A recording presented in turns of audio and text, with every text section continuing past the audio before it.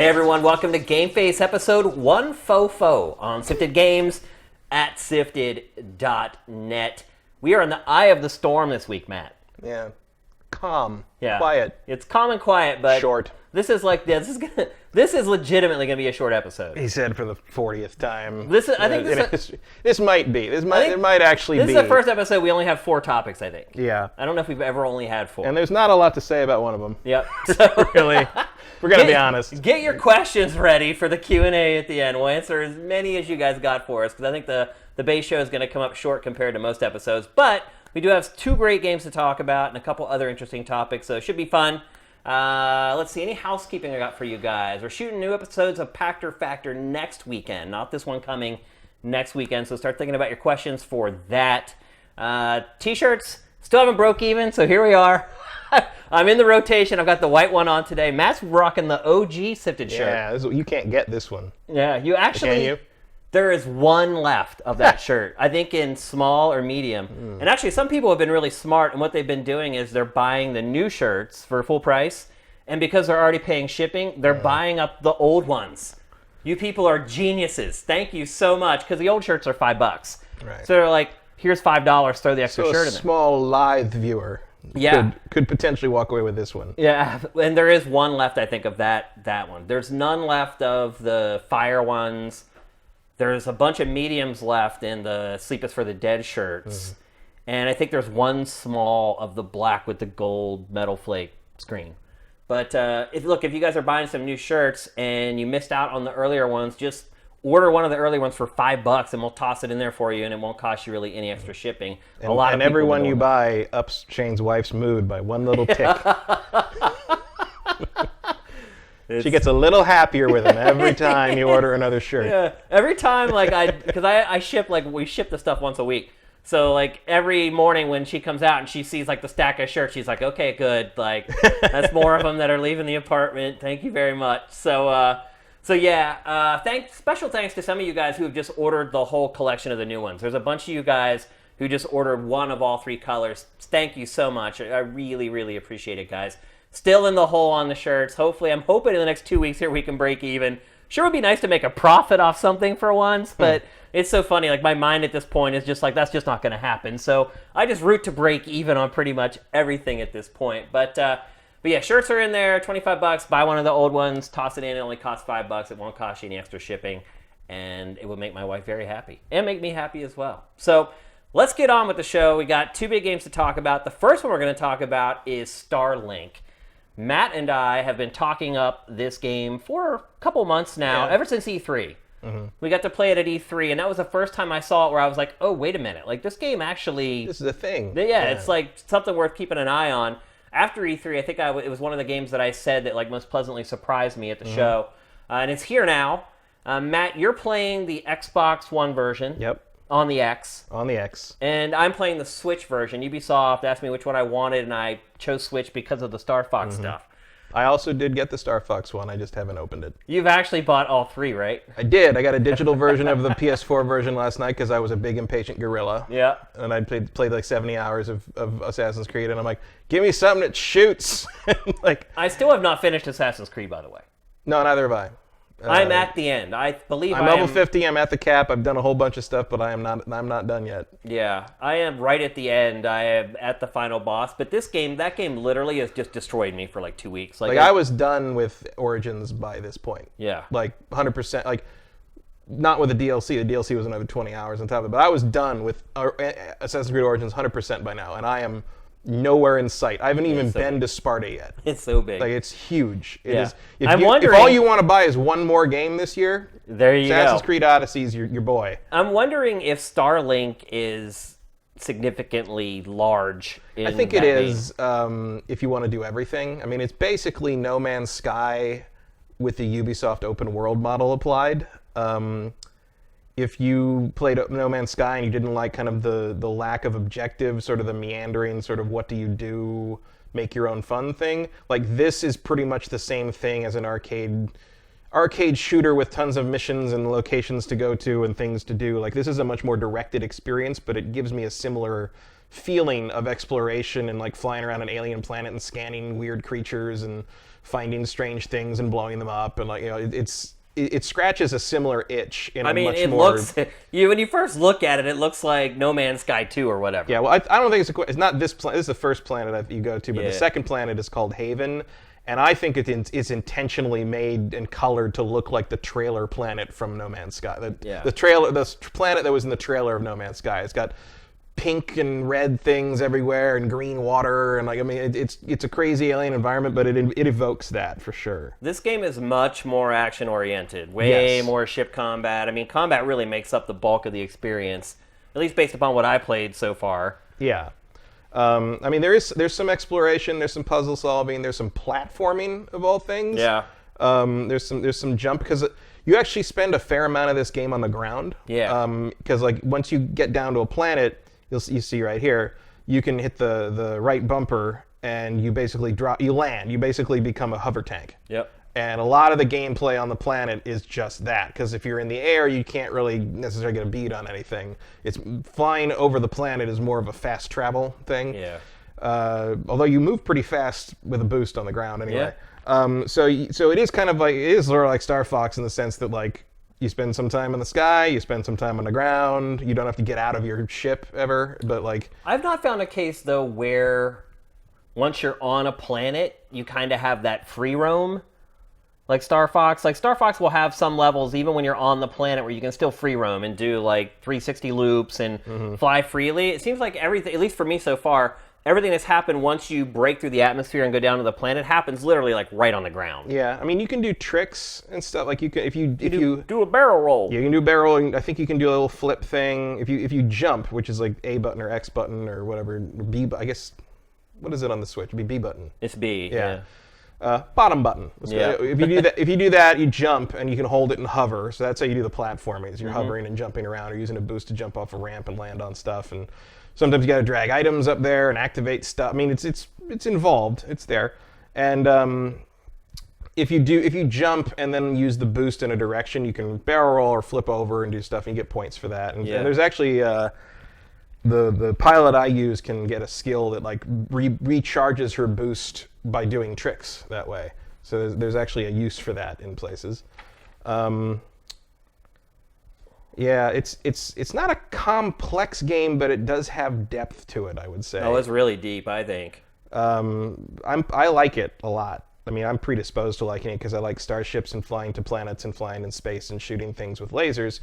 And honestly, like, I mean, I'm playing on the Xbox because I wanted to play at a high resolution and all that stuff, but like, I'm not a huge fan of sticking the weapons on the things because they look a little clunky and weird. I think We should probably I think the preface R-Wing this. looks best. Like watching the footage right now, like the lasers actually coming out of the R-Wing like that looks the best of anything in the game. We should actually go back, kind of rewind here and mention that this is a Toys to Life game. And we have a lot of the toys here right now. So we're going to show them off to you guys. And we're going to talk about the pricing and the cost for this stuff. And we'll get into the more granular parts of the game after we're done with this. So if you want to hold that. So this is how you buy the game. Let me try to make sure there's no glare on it so you can see if the lights are kind of bright on it there.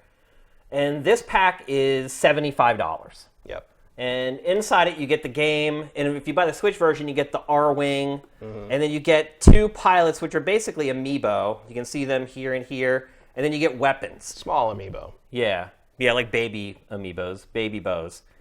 And that's $75 if you buy the hard version. Yeah, and it should be noted that, so this is the ship that comes with the Xbox and PS4 versions. And if you buy the Switch version, you get a digital version of this ship. Yeah. So you don't get the model in the box, but you get the R-Wing instead. But you do still get this same ship that you would get otherwise. So basically the R-Wing and the Star Fox pilot figure are free. Yeah. It's the same price as the others, but you get another ship and you get Star Fox. Yep. And then you can also buy all this stuff separately. So here's the pilots, which are the amiibo, and that is $7 a piece for each pilot. I think so. It's like $6.99 or $7.99 for a pilot, $9.99 for a weapon pack. And here is a weapon pack. The best weapon pack, in my opinion. So the game is like elemental. Yeah, there's ice, like rock, fire, paper, scissors. There's like ice, fire, gravity, kinetic, and then there's like permutations. So there's like one of the weapons does fire damage, but another weapon does overheat damage, which basically sets up an enemy. If you overheat them, you can then hit them with another element, and it'll cause an effect that will do a lot of damage. So the ice and the fire work together, like the overheat, and then you hit them with the ice weapon, and it causes a thermal shock that basically, it outright kills most enemies. It's a very powerful trick to use, and it works with almost any combination of elements. Once you learn how it works, it's a very effective, and there's specific enemies that you're supposed to use this and that, but really anything works. It's just a matter of killing something faster. Yeah. It doesn't seem, it's not a gated thing. It's not a, we're going to force you to use these toys thing. It's more of a, how fast do you want to kill this thing. Yep. And then you can also buy ships. And here's a ship that Ubisoft sent me. And with each ship, you also get a pilot. In this package, and one weapon, I think. Is it one weapon? Yeah. Yeah. A weapon. Yeah, there's a weapon there. And this is $25. So you get a ship, a weapon, and a pilot for $25. You can buy the weapon and the pilot separately for... I think most of the pilots are only with the ship. Oh, true. You can't buy pilot? No, you can buy a pilot separately. You can buy a pilot separately, but like not him. Like that guy only comes with he's that exclusive ship. to that package. Yeah, the four ships are exclusive. They have exclusive pilots and weapons, and then there's 2 exclusive ships to stores. So there's a GameSpot. There's a GameStop exclusive ship that's really just a repainted, with different wings on its ship. But that comes with, I think, Razer, who's also available separately, and then the Target ship comes with Levi, who is also available separately. So there's only 2 pilots that you can. There's 4 pilots you can buy separately, and the others all come with ships. Okay. So the weapons are $10. Each pilot is $8. And then for $20, you can buy what's called the co-op pack, which allows you to buy an extra one of these things that clips onto the controller. Mount. Yeah. It's a mount that mounts onto the controller, and it's specific to each platform, as you might have guessed. I mean, Matt, do you want to show off how easy it is to kind of snap stuff on and off? Yeah, like you got the guns here on the wings. And if you can wherever you put these on the ship is where they show up in the game. Yeah, there's a nice so if you put this on backwards, it'll show up backwards in the game. And then your ship will shoot backwards. It's useless, but it's like a neat thing they did. You can take the wings off. So you can take the wing off, and you can flip it upside down and put it on. If you put that on like that in the game, it will look like that in the game. Yeah. You can also so I'll take the weapon off here, and let me grab another wing off this ship. You can put that there on the weapon port, and that will show up in the game like that, and it will add an attribute from this other ship to your usable ship. Yeah. So there's a ton of different modularity things you can do with this. It's pretty cool. You can also do all this stuff without like going to a pause menu or anything. Yeah, you can all do it in real time if you want. Snap them on, and it appears in the game just like that. And then underneath is the pilot. That's where the pilot slots in here, and you just sort of put the ship over it. And that's actually a really cool trick, because you can actually see the pilot through the canopies. And then in the game, you also see the pilot through the canopies. Your pilot, it all shows like whatever modifications you make. Yeah. It shows all that, which is really, and like there's light piping effects. So like when the controller's on, you can see that like the back of the ship is lit up like an engine and stuff. It's really pretty cool. It is really like Toys to Life 2.0. 2.0, and I'd say a little further in that, like so. When you plug these things in, you unlock them for a period of time in the game. So like, let's say, this is my ice weapon. Let's say I've swapped my ice weapon off and I've used another weapon, but I need my ice weapon to open like a heat thing. If I don't want to do the Skylanders thing where I just constantly swap toys back and forth, I can just go into the menu, pick the other weapon I need, and swap back to it without swapping toys. So they've streamlined that process tremendously. The other thing that's good for is if you want to play co-op, because there is couch co-op.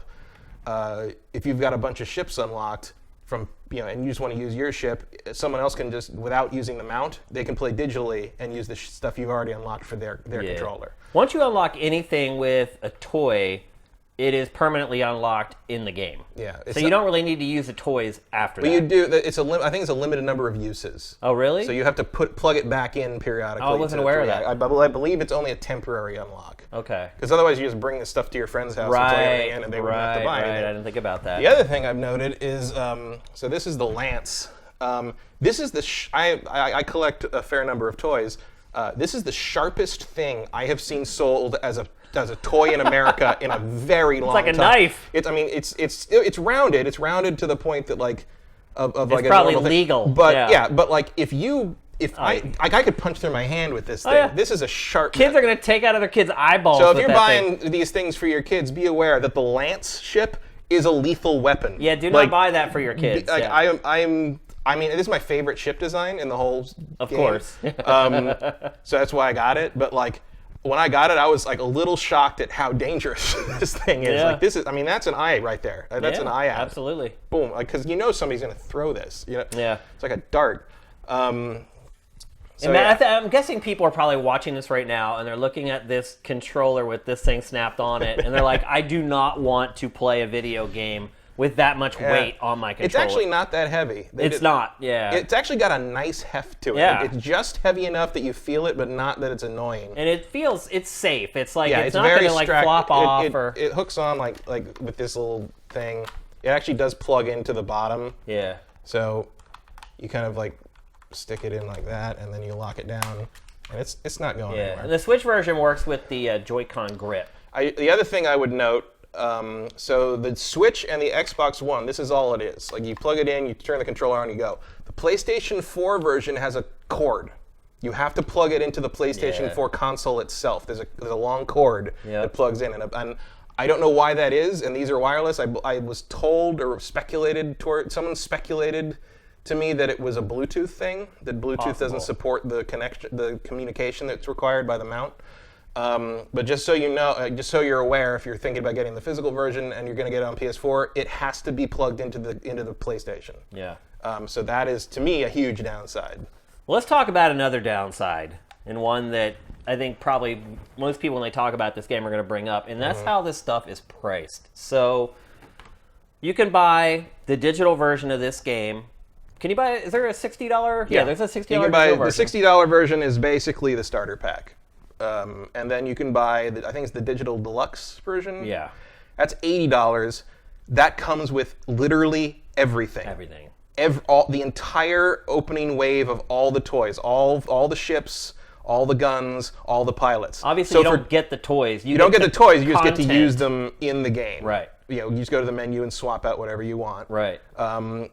So for $20, which is $5 less than one ship, you can get everything digitally. So, I mean, unless you are just in love with the ship designs in this, or you really want to play with the ships, or your kids really want to play with the ships, the digital version is the way to go. Yeah. I mean, if you don't care about the toys or any of that stuff, and you don't have kids, and you just want to play it, because it is a game that adults can enjoy, buy the deluxe digital version.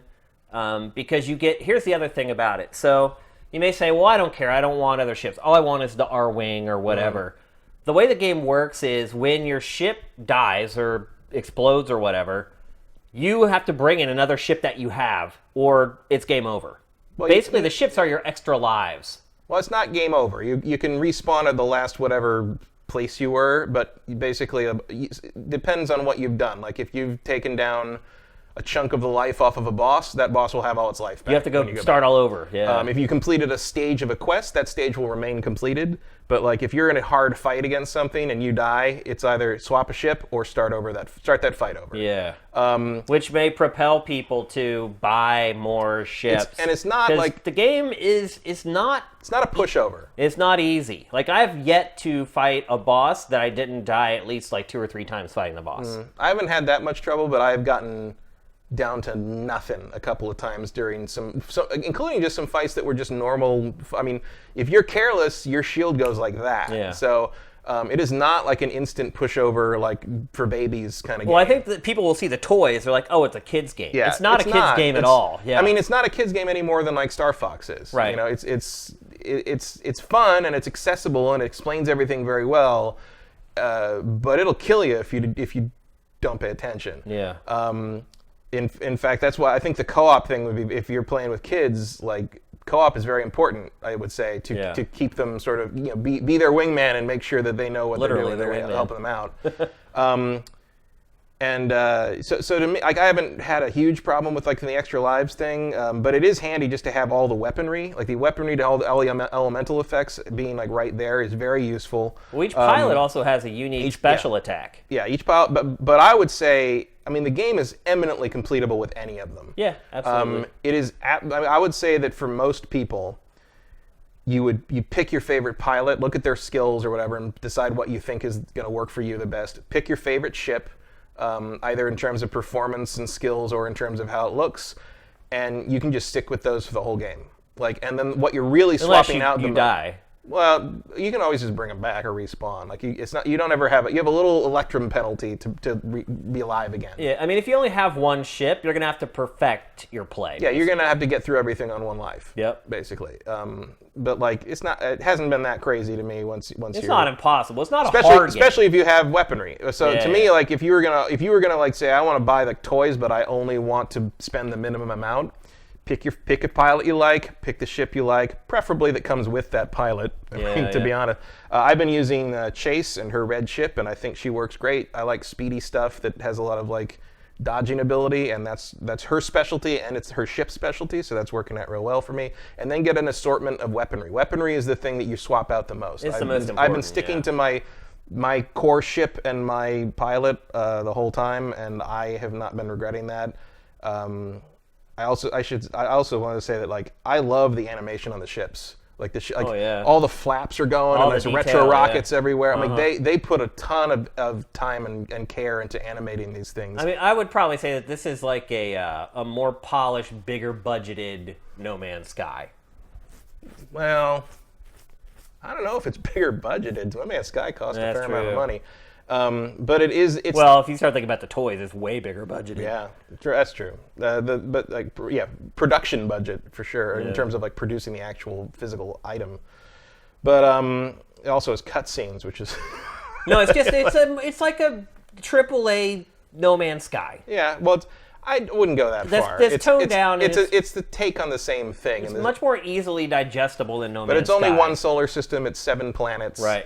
Like I said, much more easily digestible. But it's not like overwhelming the way No Man's Sky can be. Think about like imagine if mesh the No Man's Sky concept with Far Cry. Yeah. As an execution. Because it does basically use what it is. open world template. And it is an open world game, and it's always connected. Like when you boot the game up, it connects and you're connected online while you play.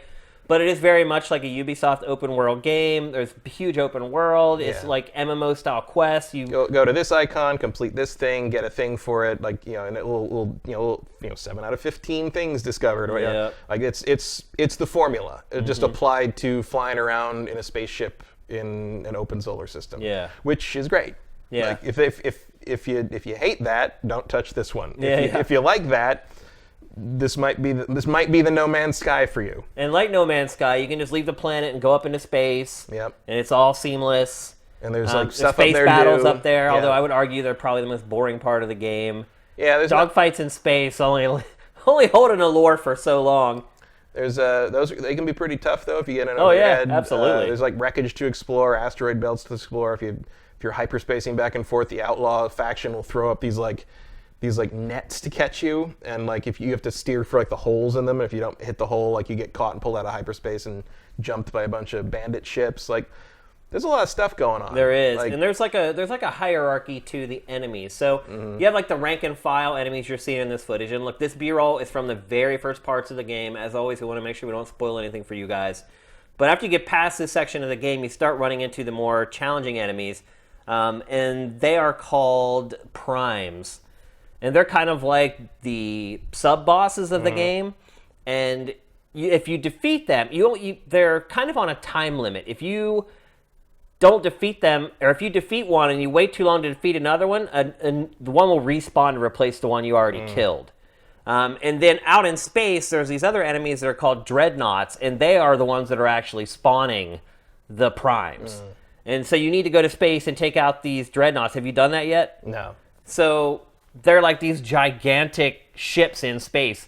And then after you kind of whittle them down, to take them out, it's like a Star Wars trench run. You actually fly inside and fly through a valley, deliver the shot, take off, and everything goes kaboom. So a little bit of Star Wars in there as well.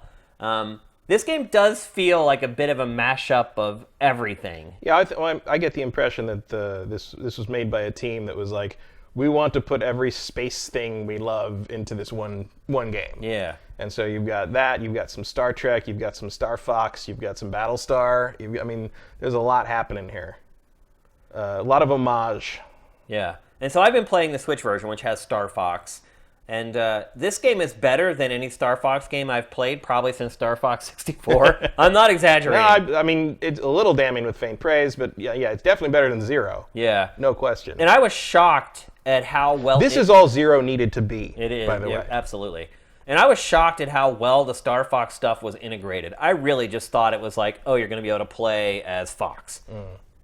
And fly in the R-Wing. No, they're like... Those characters are integrated into the cutscenes. So Ubisoft made specific cutscenes just for the Switch version that includes those characters. They're interwoven into the plot.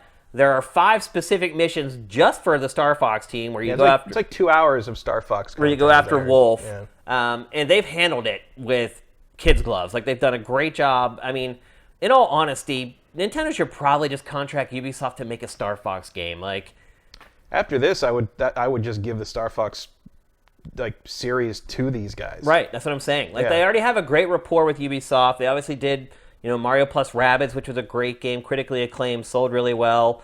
This game, based upon how much I've played of it so far, is also a really good game and a better representation of Star Fox than the last Star Fox game.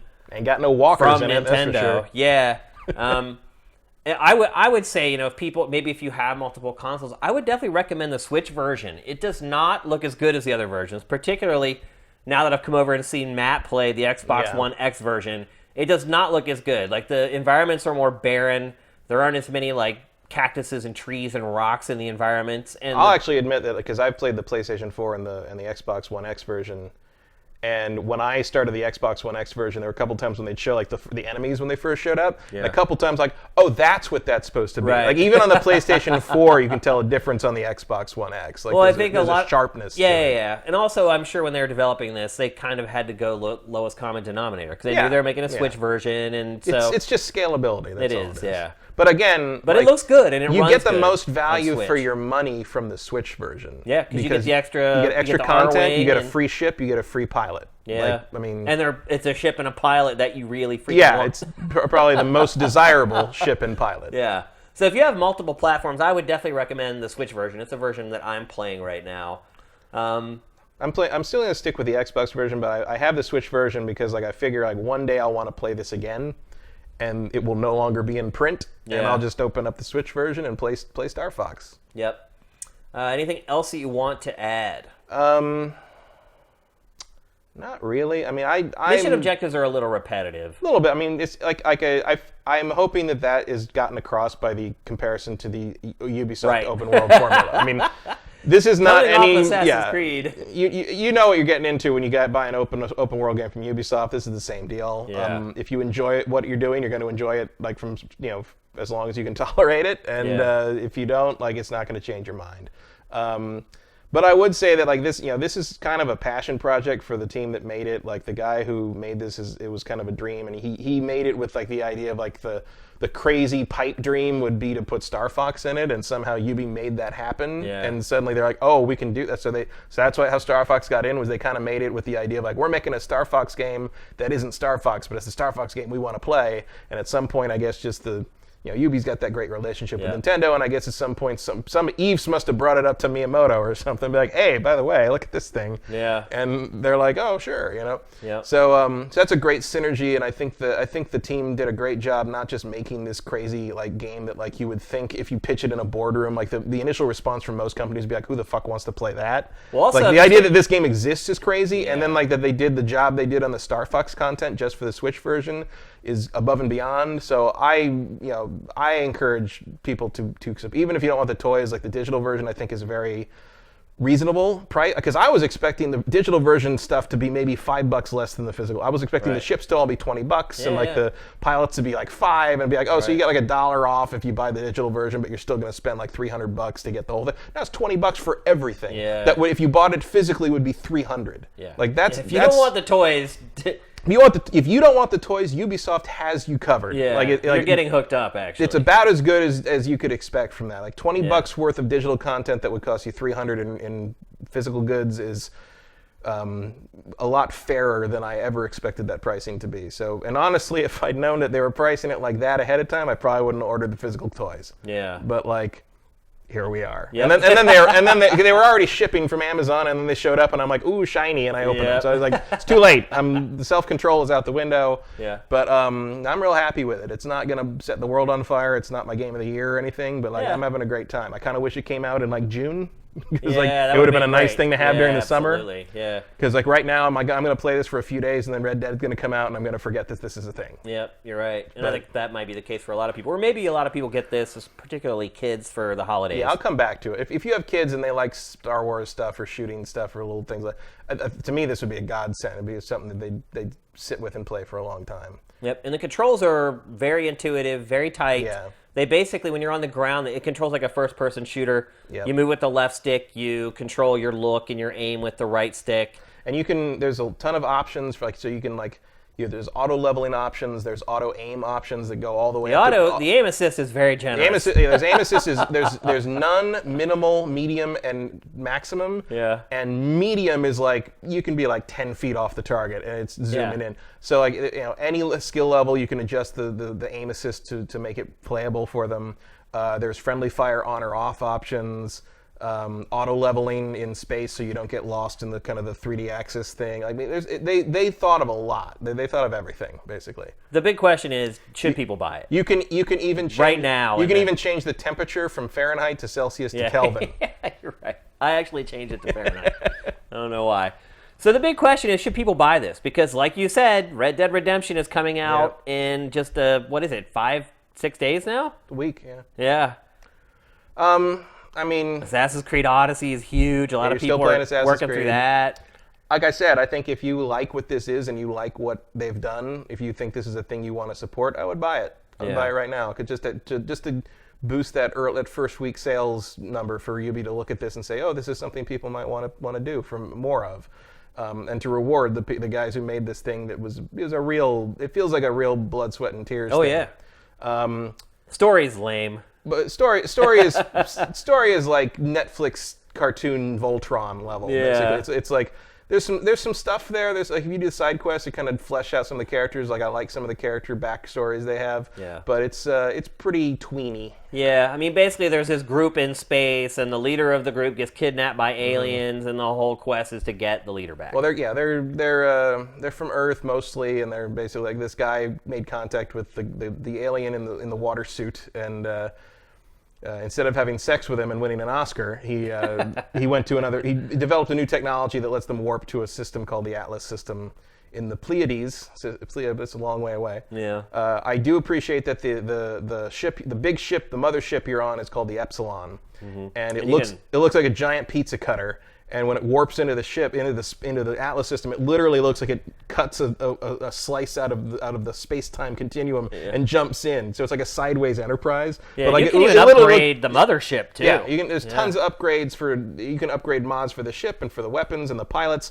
and skill trees for the pilots and skill trees for the ship, and you can upgrade everything else in the main mothership, which you can upgrade how many mod slots you have and how much you can carry, and I mean.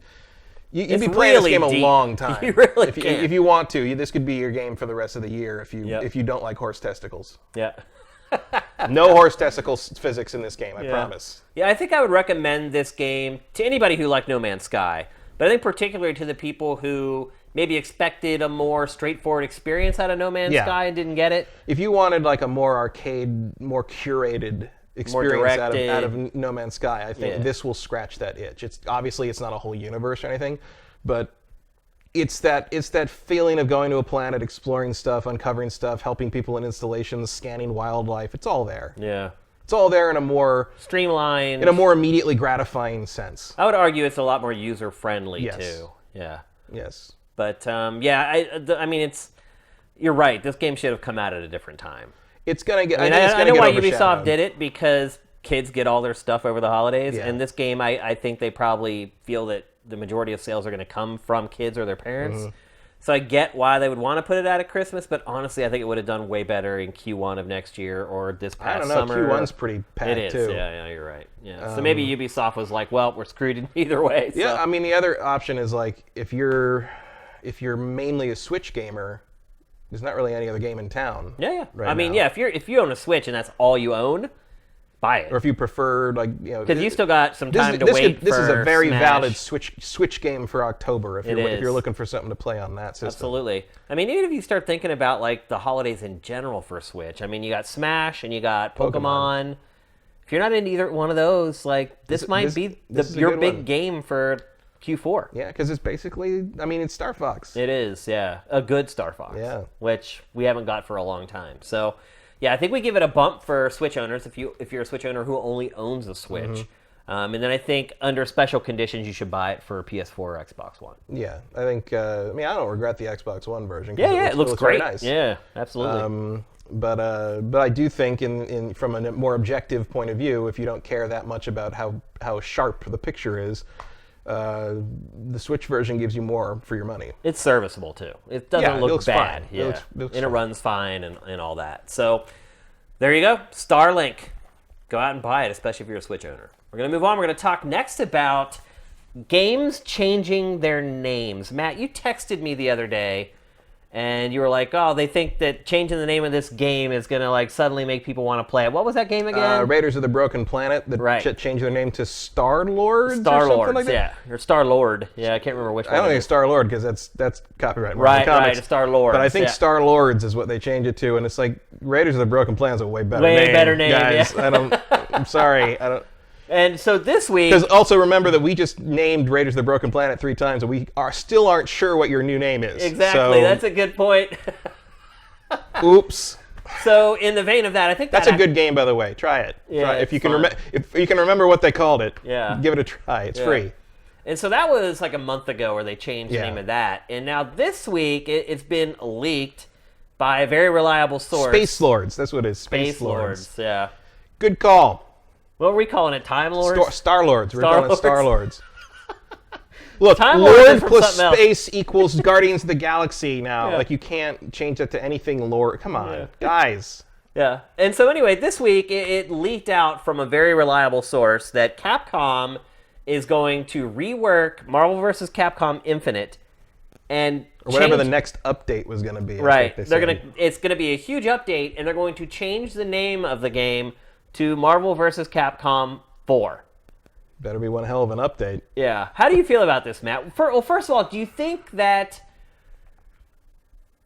just changing the name will have any effect on the game's performance? Probably not. If you want to fix this game, you got to completely change the art style. Like first off, you got to completely change the art style. Go to more of a cell shaded like Dragon Ball Fighters. It's fighters, not Fighter It's a Z. Z. Is it Fighter It's Z? Fighters. But is it Fighters or is it Fighter Z? Fighters. Fighters. Yeah. So go to like something closer to that art style, like or even just fall back to Marvel vs. Capcom 3's art. So just anything other than the weird clay figure thing they went with for Infinite.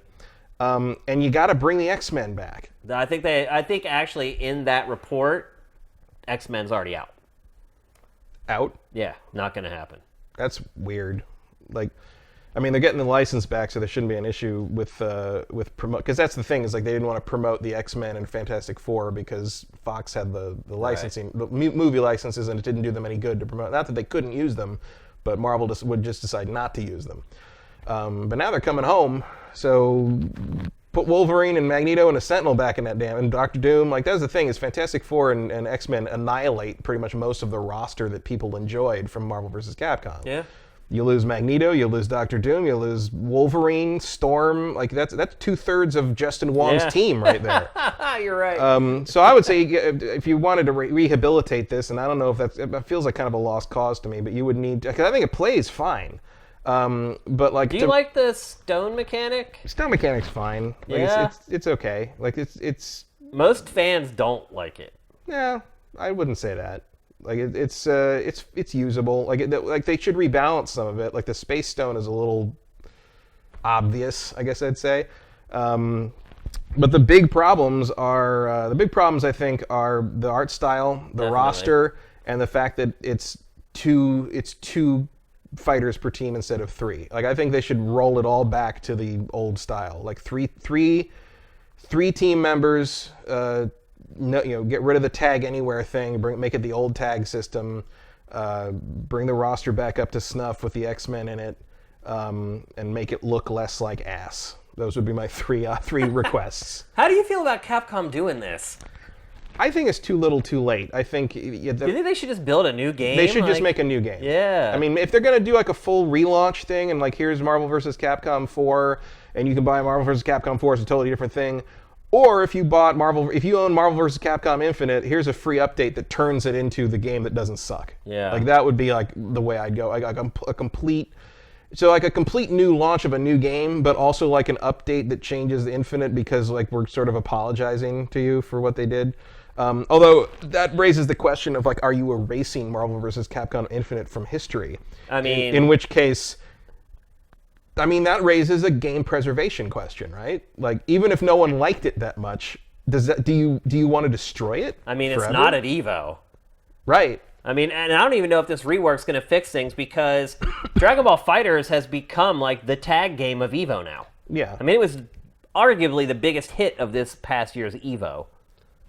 Well, it had the most people that signed up for it, I think, to fight. It didn't get the viewership that Street Fighter did. But for a game's first year at Evo, it did very, sure. very well. I mean, I don't see this game. I think you've got out. a permanent new addition to the fighting game. That's what I'm world. saying. No question. So Marvel vs. Capcom's the underdog now. They gotta not only do they gotta earn back the respect, but they have to now compete with Bandai Namco's Dragon Ball game that did their own game better than them. They did, yeah. So that'll be very interesting to me. If I were Capcom, I wouldn't even want to have that fight at this point because we've lost Ono. You're still kind of, Street Fighter V is doing fine, but they're still trying to kind of rehabilitate it in some ways. It's still, there's still a lot of skepticism surrounding Street Fighter V and sort of the Well, there's some parallels there, too, because with thing. the arcade edition that just came out, I mean, they kind of did a pretty big overhaul of Street Fighter V as well. And that worked for the most part. How do you think the pricing will work on something like this? Do you think if you own Marvel vs. Capcom Infinite, it'll be a free download? Or do you think with them renaming it to Marvel vs. Capcom 4 that they're doing that so that they're not obligated to provide it for free to people who bought Infinite? Well, if they do that, if that's the case, then that's not an update. That's a new game. Like, the only reason to couch this as an update with a name change is because you're giving it to the people that were dumb enough to buy your old game. Now remember, we haven't heard official word from Capcom yet. Right. We don't know how Capcom is going to couch this. We've just heard the leaks. So the person who leaked this has published tons of rumors in the past that have been accurate all around fighting games from Capcom, by the way. Apparently the guy has worked at Capcom in the past as well, so he has contacts there. So all he knows is that they're working with Infinite to fix it. But Capcom may not be too happy that people know that. Capcom may ultimately come out with the messaging of, no, this is just a new game. But the insider is already saying, no, they're actually just taking Infinite and doing work on that and then changing its name to a new name. I mean, we could have a case here where Capcom is trying to double dip on one of his projects and just giving it some cosmetic overhauls and saying, hey, here's a new game. Well, you know what they did that for before? Marvel vs. Capcom 2. No, they did. There are only 6 new fighters in Marvel vs. Capcom 2. Everything else is recycled from a previous game, right down to Morrigan, whose sprite was like 8 years old at that point. Yeah, notorious. And that was widely considered the best and most successful Marvel vs. Capcom game. So, True. So just recycling stuff into a different format is not some kind of automatic kiss of death. If they find a way to take the assets from this game and turn them into a new game and add some stuff and tweak some stuff so it's not annoying anymore, awesome. Like, whatever it takes. I like this series and I'd like to see it continue. I honestly thought this was the end of it.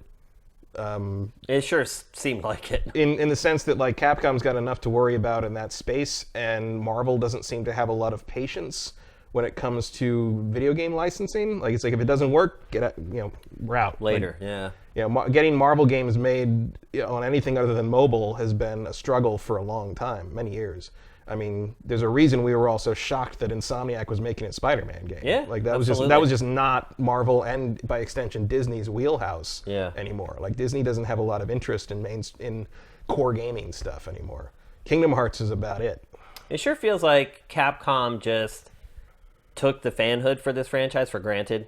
They just assumed that it was just going to lap up whatever it put in the bowl. Well, look, the first time they showed this game and people reacted the way they did to the art style, that should have been back to the drawing board. Yeah. Like, if you don't like the way a fighting game looks, you're not going to want to play that fighting game. Oh, the art style of a fighting game is so important. It's more important than probably any other genre. Yeah. Like, except, I don't know, like, except maybe dance games MOBAs, or something. maybe. Or like, I don't know. Anything that's character-driven. Yeah. Like, I don't think it's a coincidence, but MOBAs have a lot of overlap with fighting games in terms of like kind of the appeal and the structure in terms of how you choose who you play. Yep, absolutely. So the instant people reacted the way they did to Chun-Li's face, and I know they did try to rework her a little bit, but it just doesn't work. Like, yeah. Chun-Li was the big red flag. Yeah. Well, I mean, Dante doesn't look good either. No. Like, I mean, I'd argue probably half of the characters don't look good. A lot of it's like Captain America's got the weird armor and he's got no neck and like a lot of it didn't. I'm surprised that well. Marvel signed off on a lot of that stuff. Yeah, my guess is that the budget was not what it should have been, or the time or something, maybe both. Like, but the game feels like a weird rush job that, I got Street Fighter Cross Tekken vibes off it. Yeah, frankly, absolutely. That's which also felt like a very quick and dirty project that didn't have an A team behind it, and just I remember talking to some of the Capcom guys when they came to demo that for E3, and I was like, what's the gem thing with the and they're like. like you could tell that somewhere along the line people just gave up. Right. Like, it was just like, it is what it is. Here you go. Well, then we never even got the inverse, which was Tekken Cross Street Fighter from Namco. Never happened. I think Akuma showing up in Tekken is all we get. Yeah. From that. That might be. I mean, they swear it's still in development. But I know. That was what, 7 years ago? Wow, and I think it has been that long. Yeah. Yeah. I feel like that's not happening. So here's the big question. Is this going to change the fortunes of the game at all, do you think? I mean, a lot of it's going to depend on how significant and well executed the update is. Yeah, but... I mean, I think that might not be the right question. The question is more, is it going to change the fortune of the brand of the franchise? Right. Like, it's, because Infinite's done. Like, Infinite is dead. Like, not to disparage anyone who still likes to play it. I mean, go ahead. I mean, I still play Dreamcast SNK games now and then. But, like, as a competitive game, it's gone. Oh, yeah. Absolutely. That's a no-brainer. Yeah. Even if Dragon Ball hadn't come out, I think Infinite would have been done by Evo. Yeah. They probably would. What else would they have found to put in there? Any number of things. They could have put BlazBlue, maybe. BlazBlue could have been in there. They could have brought Mortal Kombat or Injustice 2 still going. Yeah. There's plenty of stuff that had their finals on Saturday that they could put Smash Brothers Melee. I mean, there's tons of stuff that happened on. Was Melee or 4 finals on Sunday? Whatever the Smash Brothers that didn't happen on Sunday. It wasn't Melee. It was 4. Yeah. Right? Wii U. You just move that to Sunday. Right. I mean, there's plenty of substitutes they could have done. Also, remember, I think a lot of the finals are determined by sponsorship. Yep, I'm sure. So, to answer your own question you just presented, can this save the brand, the IP? I don't know. Like, it depends what it too is. late? I mean, people are pretty burned over this game. Yeah, but it depends what it is. Like, we don't know enough to make that call yet. It's like, if they've revamped the art style and it looks more like the classic Marvel vs. Capcom look, that could help a lot. If they come back and Wolverine and Magneto are back, like, bringing back Wolverine, Magneto, and Doctor Doom and maybe Sentinel might be your biggest like ace in the hole. Yeah, that might get some people back on board. I mean, those are just. I mean, taking those characters out of the game changes the way the meta works in a way that it just doesn't feel like the same game anymore. Yeah. And I understand that's not Capcom's fault. That's a Marvel business decision, but like it might be time to reverse that decision if you want. I mean, who's it gonna hurt if you put Magneto back in this damn thing? Like, yeah. No one's gonna go see Apocalypse. No one's gonna go see Dark Phoenix just because the X-Men were in here. Right. It's fine. No one wants to see that freaking movie. the Fox era of X-Men is ending, and it's time to kind of start reintegrating them into the mainstream like media crossover stuff. So this might be a good place to start, because I guarantee you bring those characters back, and it's going to start feeling more like Marvel to people who play these games, have been playing these games for years. It certainly would to me. Is changing a game's title ever going to reverse its fortunes? It'd have to be. I think it would have to be a damn good title. Well, see, that's the thing. Is like I don't fully believe the rumor in that sense. It's because that's a weird thing to do. Like it is, yeah. And like to me, it sounds more like they're going to take the assets, rework them into a Marvel vs. Capcom 4, and perhaps offer an upgrade cheaper or for free to people who own Infinite, because it's happening so soon. Yeah. Similar to what they did with Street Fighter V Arcade, which just updated automatically from anyone who owned the original Street Fighter V. That would be kind of that would make sense, because they're taking their page out of their own book. Then they rehabilitated Street Fighter V that way. Maybe they think they can apply the same thing to Marvel vs. Capcom.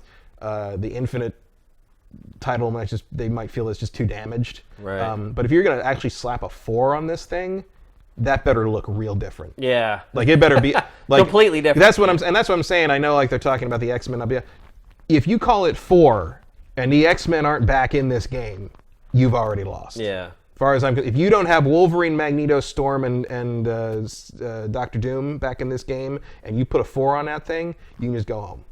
Yeah. As far as I'm concerned, you've already lost. So taking this game out of the equation, though, do you think it's ever a smart tactic to change a game's title after you've gone through a well-planned and executed, assuming it was well-planned and executed, marketing plan for the game? And well, if you've done that, then you won't need to change the name. Well, there are lots of games that have great marketing programs but don't sell because the game ultimately just isn't interesting or isn't good. Yeah, well, the name's not going to help that. I can't think of any real examples of that. Oh, there have been tons of games that have changed their titles. I did some quick research before the show today. You got paper there? Well, no, I don't have like a list of them here. I think like some MMOs, I think maybe. A lot of them were, online it was stuff. Called one thing in Europe and called another thing in the US, things like that. Like Star Fox. Yeah, exactly. Lilat Wars. Lilat Wars. Yeah. I think we got the better title. I'd agree with that one, definitely. Lilat Wars always sounded like someone fighting over soap. I'm not sure why. Because it sounds like lilac, I think. That's pretty good. But yeah, I mean, it's hard for me to see a situation where after you've promoted a game with a specific name for its entire development cycle and its release, where changing the name of that game would ever be a good idea. Well, not to drag it back to more, advertisements for beauty products, but you never get a second chance to make a first impression. Absolutely, yeah. And that's more true in marketing than anything. Anywhere, yeah. So like it's a hard turnaround to make. Very few games I think have ever pulled it off. I mean, the only things I can think of are really Street Fighter V had a pretty good turnaround. It should have been unnecessary, but they botched a lot of that. Trying to think of, I mean, there are series that have turned it around with the next installment turned it around. I mean, I think there's people that would say that that's what Devil May Cry is about to do. Yeah. Even though I like DMC. Yeah. But for a lot of people, I think, that's DMC 5 is going to be a comeback. Yeah. So Legacy is saying Final Fantasy 14 changed its name. Oh, that's right. Yeah. The complete reworking. Yeah. And they pulled that off. That worked. That did. I mean, yeah. A good example. Yeah, it's happened a lot. I mean, that actually is a case where it was successful. Yeah, successful times are rare. I would say. I would guess that Space Lords is not going to be one of those times. I would also guess that if Capcom really is going to call it Marvel vs. Capcom 4, that it will absolutely not say that it's an update to Marvel vs. Capcom Infinite. Yeah, it couldn't. It'll dispute the leak and the report and say, oh, that's all hogwash. We built this brand new, blah, blah, blah. I mean, you could use the character data from... I'm sure from Infinite you could use, the same movesets and everything. Yeah, the same. Absolutely. I mean, don't throw the roster away. You can still, have Thor be the character models, the animation. Yeah, you just got to make it look better. And the hope for me would be that they're really looking hard at how Dragon Ball FighterZ kicked their ass at their own game in terms of look and in terms of how it plays. Yeah. And say hey, bring it back. Make this thing look like a comic book. That would be my that's a lot of work. Well, I think it's But, one of like, those cases where you had it right the first time. Right. Yeah. It's like, if it's not broke, don't fix it. I would say take it and make it look like some kind of middle ground between like a middle ground between Dragon Ball Fighters and like the Spider-Man Into the Spider-Verse animated movie that's coming out. Oh yeah, Like give it some kind of like a mix of like that would be awesome. a more realistic looking cell shading almost. Yeah, I think that would be cool. We'll Like, see. Yeah. When do you think Anything's better than what it looks like now. When do you think we'll hear anything official? I mean, everything's over for 2018 other than just all the big games coming out. Well, here come the Game Awards. TGS is done. Oh, you're right, actually. Keely, got him on the phone, Keely. No PSX. They would have showed at X18. No, probably. It would be like the Game Awards. Yeah, that's where it that would be happen. the next like real opportunity. I don't know Yeah. if they'd be interested, but I bet Keely'd like to run it. He absolutely would. Unless it looks like shit, in which case he might not want to. Well, run he it. would still want to run it because It's a premiere. It's a premiere, it's and if exclusive. it looks, I would argue that if it looks really bad, it would probably get more interest and do That's more a good views point. than it would if Yeah. it looked good. That's a good point. That is the society that we're living in right now. Yep. Everybody wants to be able to piss on something. It's so funny. The hot takes would be huge. Yeah, That's exactly. true. It would generate more buzz, absolutely. And then you hope that And you Jeff get... knows that. Yeah, absolutely. And then you hope you get the pin action and all the stuff that's actually good in the show gets more views because people are coming to look at the bad thing. Yeah. So we'll see. But yeah, if it doesn't happen at the Game Awards, who knows? I don't. You're probably looking at. I don't know. I Sometime, don't even know sometime when in it the would be. spring. It could just be random at that point. I mean, I would expect to see it by the end of Q1, because if it's assuming it's real, clearly you want that in Evo. Yeah. Which means it has to come out Right. in time for it to qualify to be an Evo game, which would I think be March or April. That's true. So I wouldn't. It would have to be pretty soon, geologically speaking. Yeah. On the timeline of like when we hear about things versus when they come out, I would think they'd have to get that out in the next 6 months or so. Yep. All right, let's move along. We're going to talk next about a topic that we've discussed on GameFace before. And I didn't want to talk about it again without having more information and more insight to give you guys about it. We're going to talk about people who create cheat not devices, but cheat mods, I guess is what they... Yeah, like a cheat engine. That Yeah, kind of like thing. something essentially that you can install into a game that will give Right. you a competitive advantage against someone else. And the topic has come back up again because for whatever reason this week, two big stories broke. So a couple days ago, a YouTuber, he looks to be about 14 or 15 years old, was sued by Epic for creating, like basically he's running a YouTube channel where he did gameplays of the cheat stuff that he was working on. And that he was selling, right? And he was pushing people to buy it, and he was selling it. And then the second case happened today, where Take-Two was given the right to go and raid the homes of people that had created that crazy cheat for GTA Online. What was it called? You'll have to be more specific. There was a cheat for GTA Online that literally let you do anything. Like, you could like make people explode, like characters in the game explode. It gave you control over the entire game. And so Take-Two got the rights from the Australian government to go and raid the homes of the people who built and promoted Wow. and sold. Australian law is a trip. It is. It's interesting. And so this actually generated, I mean, if you look at the actual number of comments on a curated story this week, it was the most popular story, the one of the teenager basically being hassled by Epic. And so I wanted to talk about it again. But like I said earlier, I didn't want to just regurgitate the same stuff we said the last time. So what I did was I reached out to a former lawyer at MTV that I used to work with for years. She was our S&P lawyer, that's Standards and Practices. And literally, I talked to her every day when I worked there because it was just constantly either Game Trailers TV with Jeff Keighley had something in it that they wouldn't pass. And so I was the person who would talk to legal and try to figure out if what we're doing is fair use or if it's not fair use, and if it's not, how we can make it fair use. And she's just really good. And I know she understands the law. She's not even at MTV anymore. She's also moved on to another job. But she was very kind and very nice to go back and forth with me and then type out a pretty clear explanation. So one of the things that a lot of people bring up is and it is confusing and hard to understand, is whether something is a transformative work or not, and whether something infringes copyright or not. And a lot of people will say, well, a cheat device isn't technically the same product, so it's a transformative work, which would cover it under fair use. I don't agree with that, and I'll get to what the lawyer says here in a minute.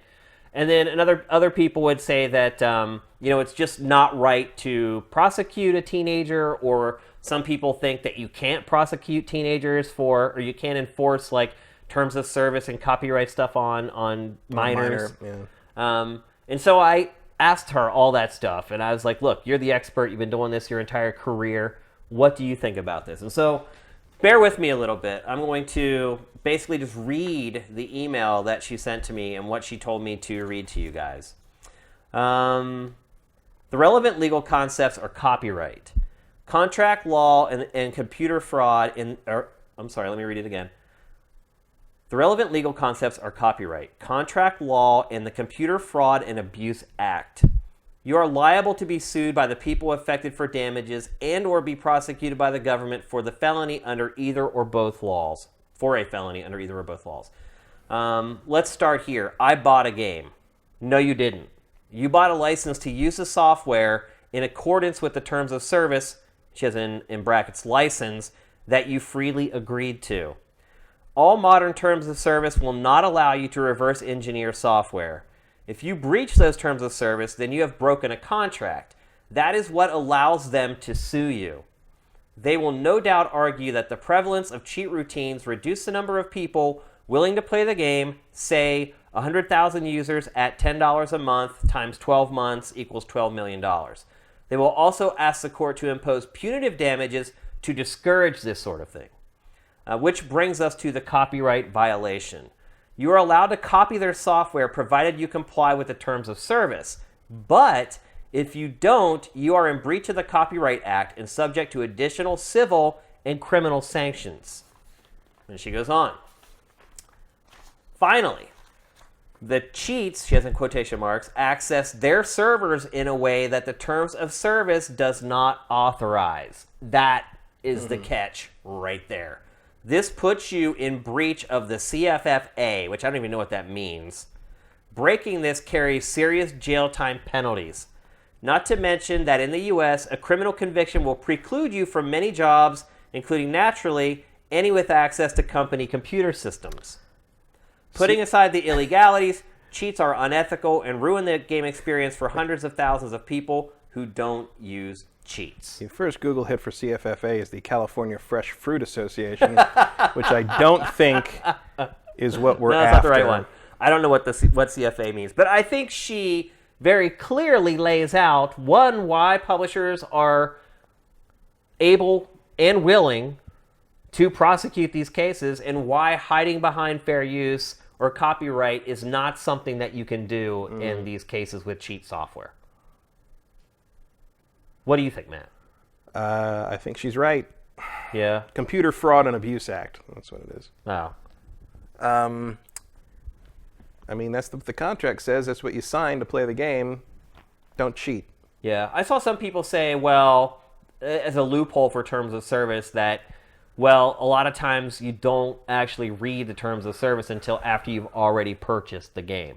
Yeah, well, that doesn't matter, though. It doesn't matter. Because every time... I don't recall the last time I played an online multiplayer game that didn't also make me scroll through a thing that said accept the terms. Absolutely. I mean, it's not just like you bought the game and it was implied in the manual or something. You always pretty much have to go through and accept some kind of legal agreement when you go on to use their servers. And it's like, there is a legal thing where, like, let's say in Black Ops 4's like terms of service thing you have to sign to play it, there's a little line in there that says that they own your firstborn child. Right. You would be able to go to court and have that thrown out because that is not a reasonable thing to expect to be in that. Yeah. All of this, however, is completely reasonable to expect to be in that. Yeah. And the only reason you're violating them and doing this cheat stuff is because you assume you aren't going to get caught. And you were. And you are. So I don't understand why people are still doing this. Well, I mean, if you want to do the cheat stuff and keep it to yourself, you could probably get away with it. Sure. But when you go on YouTube and you're like, hey, I created this hack and I'll sell it to you for $10, and here's what it all does. How could you ever think that you're not going to fall on the radar? Well, because he's a kid and he didn't understand what he hit yes for. That's all. I mean, he didn't know any of that was in there. I don't think any of us know that anything is in terms of service, because we just scroll past it and we just you hit don't know accept for sure, but you know that's in there. I mean, Yeah. is anything she's saying there surprising to you? No, not at all. It shouldn't be. No, I've been working with. I worked with her for 7 years. So I don't care how long you worked with her. I mean, like that's what the terms of common service for these sense. things Yeah. are. It's like it's common sense. Yeah, like, and so I'm sure his defense lawyer is basically saying like, oh, you can't expect a 16-year-old or whatever to know that this is how this all works. It's like, well, ignorance of the law does not get you off the hook. Excuse, you know, just because you didn't know the speed limit was 50 doesn't mean that you get off for going 65. Yeah. You know, it's I feel like he's not going to end up having to pay them $12 million. But no, that was just an example she used. Yeah. But like this is basically a precedent thing. Or it's not a precedent thing because the law is well understood outside of entertainment software. I mean, there's nothing revolutionary here. The reason they're doing this, I think, is to basically say, hey, this will happen to you if you try to do this. And they might just be trying to stop the whole thing about publicizing the cheats and trying to sell them and profit off them to people. I mean, you're never going to be able to stamp out cheaters for everything for good, but like, enacting your own terms of service that people agree to play your game is not some kind of crazy irrational thing or some kind of monstrous behavior. It's just like they want to nip this in the bud because it could very seriously affect their very lucrative game if it got widespread enough. I think the most powerful sentence in what she wrote was, let's start here. I bought a game. No, you didn't. Yeah. You bought a license to use the software in accordance with the terms of service that you freely agreed to. Mm-hmm. And I think that's where people get mixed up. They're like, but I bought that game. I own it. I can do whatever I want with it. That is not how it works. I bought this ship. If I want to rip this ship apart or set it on fire, I can do that. Yeah. But what I can't do is reverse engineer the tech they use on this and use it to do my own thing. And that's exactly what they're doing with the cheat software. And go on YouTube and brag about it and try to sell you a new weapon for a Starlink ship. Right. That's how they figure out how the cheats work. They literally reverse engineer the code to find the holes where they can go in and manipulate the code. And this happens all the time. I mean, if you want to do that on a single-player game, I say go for it. But once you get in the multiplayer world, especially in the high-stakes world of Fortnite, and I mean high stakes in the sense that Epic's making a ton of money on that game, and they would like to continue making a ton of money on the game for as long as humanly possible, you're stepping in some scary legal territory. Yeah. How do you feel about them going? I mean, it does seem like a lot of the offenders are 12 to 18 years old. How do you feel about going after minors like that? I don't know. Like, I think. I mean, look, the legality on that is can vary from state to state or country to country or whatever. It does, yeah. As far as whether you can prosecute or not. Probably a reason they're going after him in Australia. There probably is, yeah. But like, I mean, he's never going to forget it. I mean, look, the kid knows it's wrong. Yeah.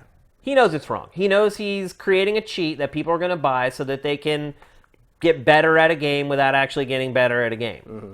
And he also knows that when other players realize that someone else is cheating, that their drive to play that game is going to lessen a bit. And if they encounter it consistently, they're eventually going to stop playing the game. So, like you were saying earlier, ignorance or whatever. Like, I don't think there is any ignorance in this case. I think he's ignorant of like the penalties that could. I mean, did he know that what he was doing was a felony? Probably not. Did he know what he was doing was wrong? Sure. I mean, look, this isn't the first person Epic's gone after. I mean, he. Even though I didn't know it was a felony thing, I am about 50-50 on. I didn't know it was a felony. I mean, I didn't know that was what the penalty would be. When you start talking about the dollars, that's where you get into felony territory. Well, felony that's a classification of crime that not necessarily dollar amount, but it's like, misdemeanor versus felony is just sort of severity. When you talk about financial crimes, it is based on dollar amount, though. But like the dollar amount's being essentially plucked out of midair for this. So maybe they've turned it into a felony. But like she's talking about violating this part of this contract is a felony by default. Right. Yeah. And I'm sure this kid didn't know that much about that situation. Oh, yeah. That's what I mean. He definitely didn't know a lot of the stuff that she wrote in here. Right. Because she's a lawyer and she's been doing it for 8 years. But like, Yeah, you say like he knew it was wrong. Of course he knew it was wrong. I mean, it's called cheating. Right. I mean, I'm sure he even called it cheat, right? Cheats or hack, yeah. So, I don't know. Like it kind of comes down to just like if you play with fire, you get burned. Like if you didn't want the house to burn down, don't play with matches. I saw a lot of people trying to defend the kid on Sifted, saying that they shouldn't be going after this guy, the kid, and how do you feel about that? Can you just let people keep doing it? I mean, how do you set an example? Either that or you go after his parents. Which is what happens a lot of the times. Yeah. If it gets to depending on the state or the country that the person lives in, I mean, at that point, you may have to go after the parents. Yeah, I mean, what's the difference at that point? Like, you're still taking all the money away from them or doing whatever. You're disrupting their lives. It's still doing the same thing. Probably making the parents a lot angrier. Yeah. But, like, I mean, otherwise you're basically saying that, like, minors are immune to crime prosecution? Like, that doesn't make any sense. Like, the only reason, I mean, if the kid had robbed a store, no one would be, like, complaining about it. But it's like, it's because it's like a digital crime that people feel like, oh, there's no real victim to it or whatever. And then, like, there's a major corporation that's the one that's trying to shut down the process. It's like some people just don't feel bad if somebody shoplifts from Walmart. Yeah. You know? Well, you wonder too if a lot of the people defending people like this aren't using cheats and hacks. Some, I mean, that could be. I mean, I think a lot of people just by default root against successful companies. Yeah, that does happen. It's like Schadenfreude or whatever. I also think that, like, a lot of people, generally I think people try to defend things that they know that they're participating in. Yeah. Or that they, like, maybe could have seen them themselves doing that having when done, they were that age. Yeah. I don't think I would have. Like, I'm just cheating in multiplayer is not a thing that really... Cheating in general, I just don't understand where people get any... Look, every once in a while I use the infinite money hack on an RPG I'm playing where I'm just like, I don't want to grind for that much gold to buy this damn sword. Right, right. But, like, it wouldn't... You're not affecting anyone else, though. Right. I have never cheated in a game where I was in competition with other people. Right. Like, it's just not that's not the spirit of the thing. I feel like you get a lot of... for instance, like a lot of the people who push back on pirates getting arrested. I mean, I'm guessing probably a lot of those people are pirating software or whatever. Yeah. Or there's just, I don't know. And I'm sure there's some people who really don't think there's anything wrong with it. There's anything wrong with it. Yeah. They just think they should get everything for free. They're just owning fools online, and that's, to them it's just for the lulls, and why should that? You're talking about people who are playing cheats. Yeah, using just cheats. like, why should that be have any consequences in the real world ever? Well, to me, those people are just self-centered and narcissistic because all they care about is themselves. Well, yes, but they don't think about the impact on the other players or the company who spent a ton of money to develop it and is spending a ton of money to keep all the servers up and going. Yeah, but you're still describing a fair chunk of humanity. But sadly, sadly, yeah. that is true. I mean, a lot of people only care about themselves. They may give other people lip service, but when the rubber hits the road and you see their true character, you're right. A lot of people only care about themselves. That's why laws like this exist in some form are often to make sure that they do. You still haven't answered my question on whether the kid should go to jail or whatever. I don't know what the penalty is for this. Like usually, I don't know if jail time is the penalty for this. It's usually more financial. I read that if convicted, if you're an adult, it was like 5 years in prison. I don't know. Which would probably ultimately mean like 10 months in prison and then 5 years of probation. Yeah, I mean, the judge would I mean, I assume, I don't know Australian law, but like I assume the judge would modify the sentence based on what he thought, based on the kid's The kid also wouldn't go behavior. to prison, I'm guessing. He would go to some kind of juvenile center. Something like that. I mean, like, I don't know. I don't know the kid. I haven't seen how he's behaved. I don't see, a lot of times it's in that situation, if the kid shows that he knows he did something wrong and indicates that he's not going to do it again, you can lighten things up a little bit.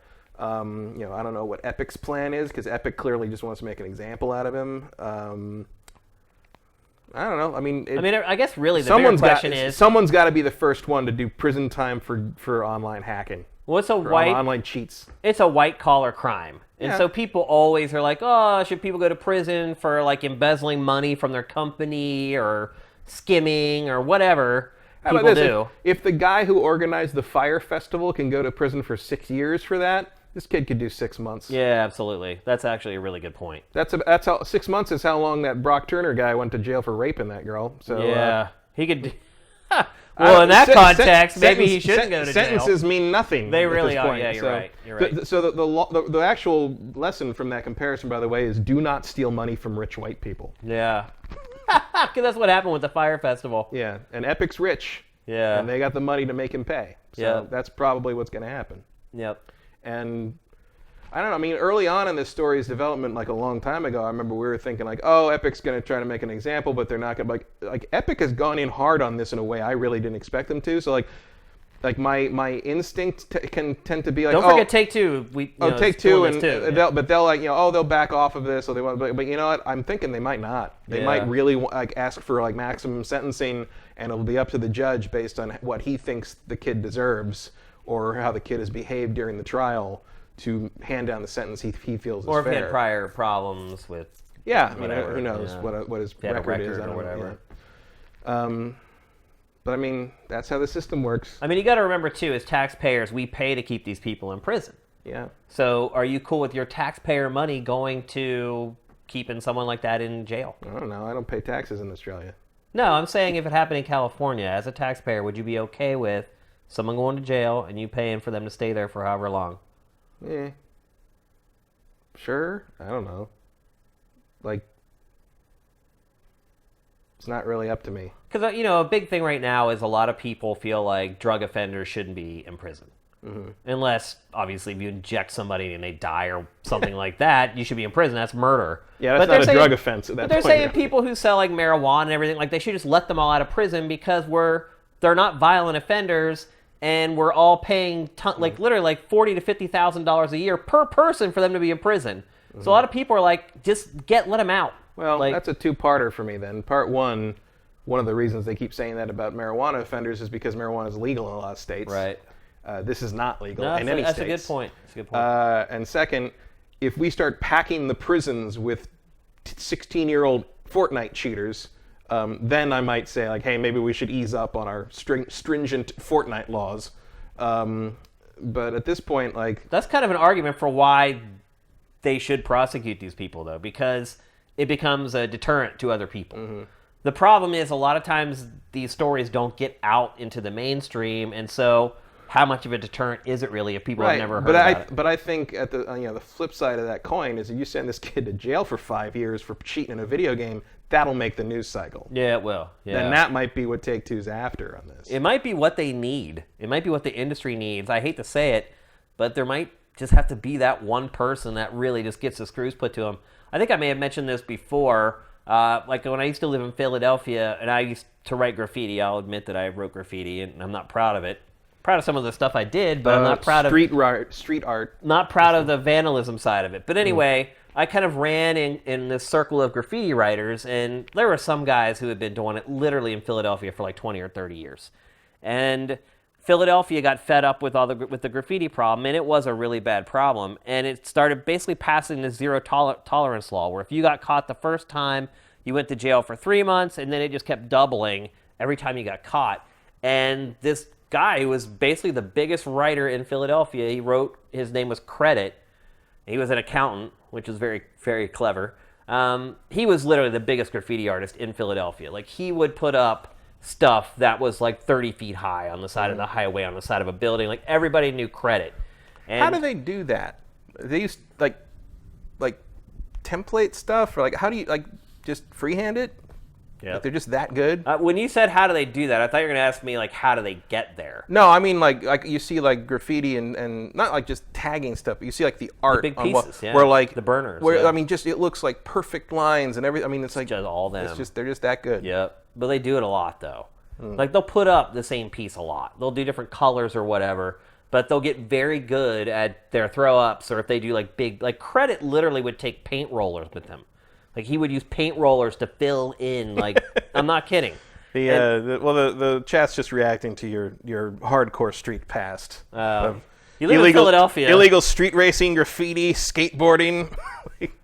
You live in Philadelphia, and you kind of hang around, like, the counter subculture there. You kind of get sucked into a lot of this stuff.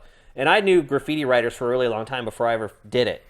And I kept fighting. Oh, I don't want to do it. And once I did it once, it's very, very addicting. The rush that you get because you're just petrified while you're doing it. But anyway, they made an example out of Credit.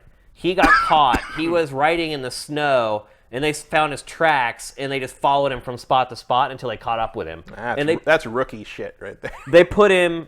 I mean, when it's snow, you got to double back. Yeah, I guess so. And they gave him a 5-year prison sentence. Wow. Yeah, and I quit immediately. I never wrote again. I was done. Like, so it worked on me. Like, yeah, and now you're Father Shane. Right, exactly. But quite a turnaround. So it does work. Like, literally, me and my little crew of friends, we all quit writing immediately. We're like, oh, I'm done with that. Like, if you can get caught once and go to jail for 5 years, it's not worth it. Of course, a lot of people didn't. Like, the hardcore people who've been doing it all along were like, oh, I'm not going to stop. Well, people for whom it's like a lifestyle. Right. For us, like, the fringe people who are like, wow, it's a rush and stuff like that, like, we were done. Like, we quit. So you can impose sentences, punitive sentences, that will deter people from behavior. It worked on me. I never wrote again after that. And it was like a thing for me for like 2 years, where like 2 or 3 nights a week, me and my boys at 2 a.m. would get our cans and we'd go out and walk around and do it. So I like to picture some like Philadelphia detective like watching this, just be like, I got him now. Oh, it was insane for a while. And it was for He's been trying reason. to crack the case for 20 years, and he just broke it wide open. He's on his way here right now. I didn't tell anybody what I wrote, so they can't pin it on me. Oh, they knew. They knew. They knew it was you. They just couldn't prove it, and now they got you. I actually have shared what I wrote, what my writing name was before. I'm not going to share it right now, though. But yeah, it worked on me. So I can see where these deterrents, and it's video games, graffiti, whatever, it doesn't matter. It's all about, will seeing somebody else get punished convince you to change your behavior? And it absolutely will. But you have to know. Especially if it's at over the top. 5 years for graffiti is amazing. Well, but here's the thing. He was Credit. And if you lived in Philadelphia, everybody knew him. Because, I mean, you couldn't drive anywhere without seeing his name everywhere. Like, you drive down 95, and he just had bombed every building. And so they had been looking for this guy for a really long time, and they caught him, like, red-handed, and they just threw the book It'd be like putting Tony Hawk in jail if skateboarding had, in fact, been a crime. Well, exactly. And so it can work as a deterrent to change people's behavior. And so to answer my own question that I asked you, I am okay with them sort of throwing the book at these kids. The X factor is, how do you make sure that the other people that are doing it know? Because we knew, because everybody knew Credit, and it was a huge story all across like the Philadelphia Inquirer and the Philly Daily News, and it was on the news channels because everybody knew who Credit was. And they're like, they finally caught Credit, and everyone was like, oh my gosh, Credit? And it turned out he was an accountant, which is so freaking awesome. But is that why his name was Credit? Yeah. Nobody knew the whole time, and then he gets caught, and it turns out he thought he just wanted everyone to know who he was. To give me credit, and it turns out that he was an accountant. So, and he was old. He was like in his 40s, 50s, and he had been doing it. Is that like how there's those theories that Banksy is like a 50-year-old woman? Yeah. Well, everyone knows who Banksy is. Oh, did they? Yeah. Is that a thing now? Yeah, people know who he is. It was speculation for a long time. Yeah. Well, he was a graffiti writer at first, so that whole scene is all about secrecy and. Oh, I know. I mean, I used to work for a guy who was super into that stuff. But see, he got to the point where he's like, they're not going to arrest me because I'm Banksy. He had become a legitimized. And somewhere Credit's like, Banksy was good though. Like Credit, oddly, was not that great. He was really ballsy and would put stuff up, and like he would take grapple hooks and like climb up signs, and like he was very dedicated and ballsy. He wasn't like the best writer, but everybody knew who he was. And so that's, to me, that's the X factor. You have to make sure that the message gets out there, because you don't want to keep doing this. Like, you don't want to keep arresting and putting tweens in jail or in juvenile detention centers. That's not a good result, and that's not something that I would want to see. But I do support initial strong punishment to get the word out, and hopefully sites like Sifted and IGN and all these websites report on it so that the kids know about it and they know the risks, and ultimately, if they're smart and they have the ability to use reason, they will stop the behavior. And with YouTube and everything, like, there's really no excuse for that anymore. So I think I'm just, as someone who comes from a family of lawyers, I'm hesitant to speculate on what someone deserves or doesn't deserve Sure. without knowing all the facts of the case. Sure. Because these things just vary literally on a case-to-case basis. Absolutely, yeah. I don't know Australian law when it comes to this kind of thing, but it'll be interesting to see what it turns out to be, because you got to wonder if this is the other thing in a situation like this, and that's one of the reasons we maybe haven't had a landmark case in this arena so far. Trying to explain just the nature of this crime to a judge is going to be a tough battle. The other problem, too, is that the laws have not kept up with technology, so they're using laws that applied to radio to try to enforce in the digital age, and that doesn't work. The contract law is pretty straightforward. It's just you have to convince the judge that this is a binding thing that everyone who plays this game enters into knowingly and willingly. Yep. And that they knew this was wrong. I don't think that's a hard thing to prove, but then you have to further make your case that they deserve this kind of maximum level punishment for such an intangible thing. Yeah. It's hard for an 80-year-old dude to comprehend. Yeah, or a 50-year-old, for Right, that matter. yeah. I mean, this is not a world that most people over 30 are really familiar with. Well, I think if you've watched any of like the Congress hearings when like Facebook goes in or whatever, it's really sad. Like where they're asking Zuckerberg like how Facebook makes money if it's free. Yeah. And he's like, I mean, Zuckerberg doesn't come off too well to me most of the time, but like that, when he's like, "We run ads, Senator," and just sort of grinned at him, I'm like, yeah, I'll give you that one. It just Mark. shows you how to touch. That's not any kind of a new system. Like that is how television and radio have worked since before even that senator was probably born. Yep. Maybe not television. He could not draw the lines and No. connect the dots. And That's it's like, a problem. That and is you a big know that problem. was in some brief, they've got a fleet of 20-something interns and aides that are trying to explain this stuff to them and give them write-ups on it, and they're just not. It's just Those not people penetrating. run our country, man. It's scary. Well, I mean, I don't know if maybe it's better in Australia. I don't know. Maybe. We need age limits on our Congress, I'll tell you that much. Especially with the way our world, how quickly At the it's very changing. least, in terms of some of these tech issues, you got to bring in some people that have touched one of them. At least have an idea of what you're talking about. It's really crazy. So, I don't know. I know that may be an unpopular opinion, but I think, honestly, they're going to have to make an example out of someone to save a lot of other people on down the road. Because if you don't do that, people are just going to keep doing it, and we're going to end up with, like, thousands of tweens in prison that we're paying to keep in prison, and that's not a good result for anyone. So that's just the way life works, unfortunately. One person ends up being like the martyr for a bunch of others. And This has been Scared Straight with Shane Satterfield. I don't know about that. I just talked about writing graffiti for 2 years. So, all right, let's move on. We're going to talk about Call of Duty Black Ops 4, undoubtedly the biggest release from the last few days. It came out on Friday, which I wasn't even aware that it was coming out on Friday. I thought it was coming out on Tuesday, but it's actually been out now for the entire weekend. Nobody got review code for this early. We all got code the night before because it's all online. Yeah, I didn't go live. And the servers weren't lit up until like the day before release. So everybody got the game. I got it at like 9 p.m. the night before. And then the game launched at like 3 hours later or whatever. So not a ton of reviews out for Black Ops 4. Although Game Informer curiously posted their review like the same day. I don't know if they just use like what they had played as a beta. I mean, they are a magazine, so but it's an online game, so maybe they went in and hung out with Treyarch for a few days and played on Treyarch's internal network. I don't know. I was surprised to see that review up so quickly, though. But there's a couple out there now. Some of them are tackling this game in like parts. Like I think IGN reviewed just like the zombies mode or something.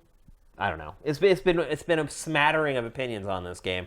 I'm still trying to truck through Assassin's Creed Odyssey, so I haven't given this game as much time as I probably wanted to, but I did play the holy living crap out of the beta.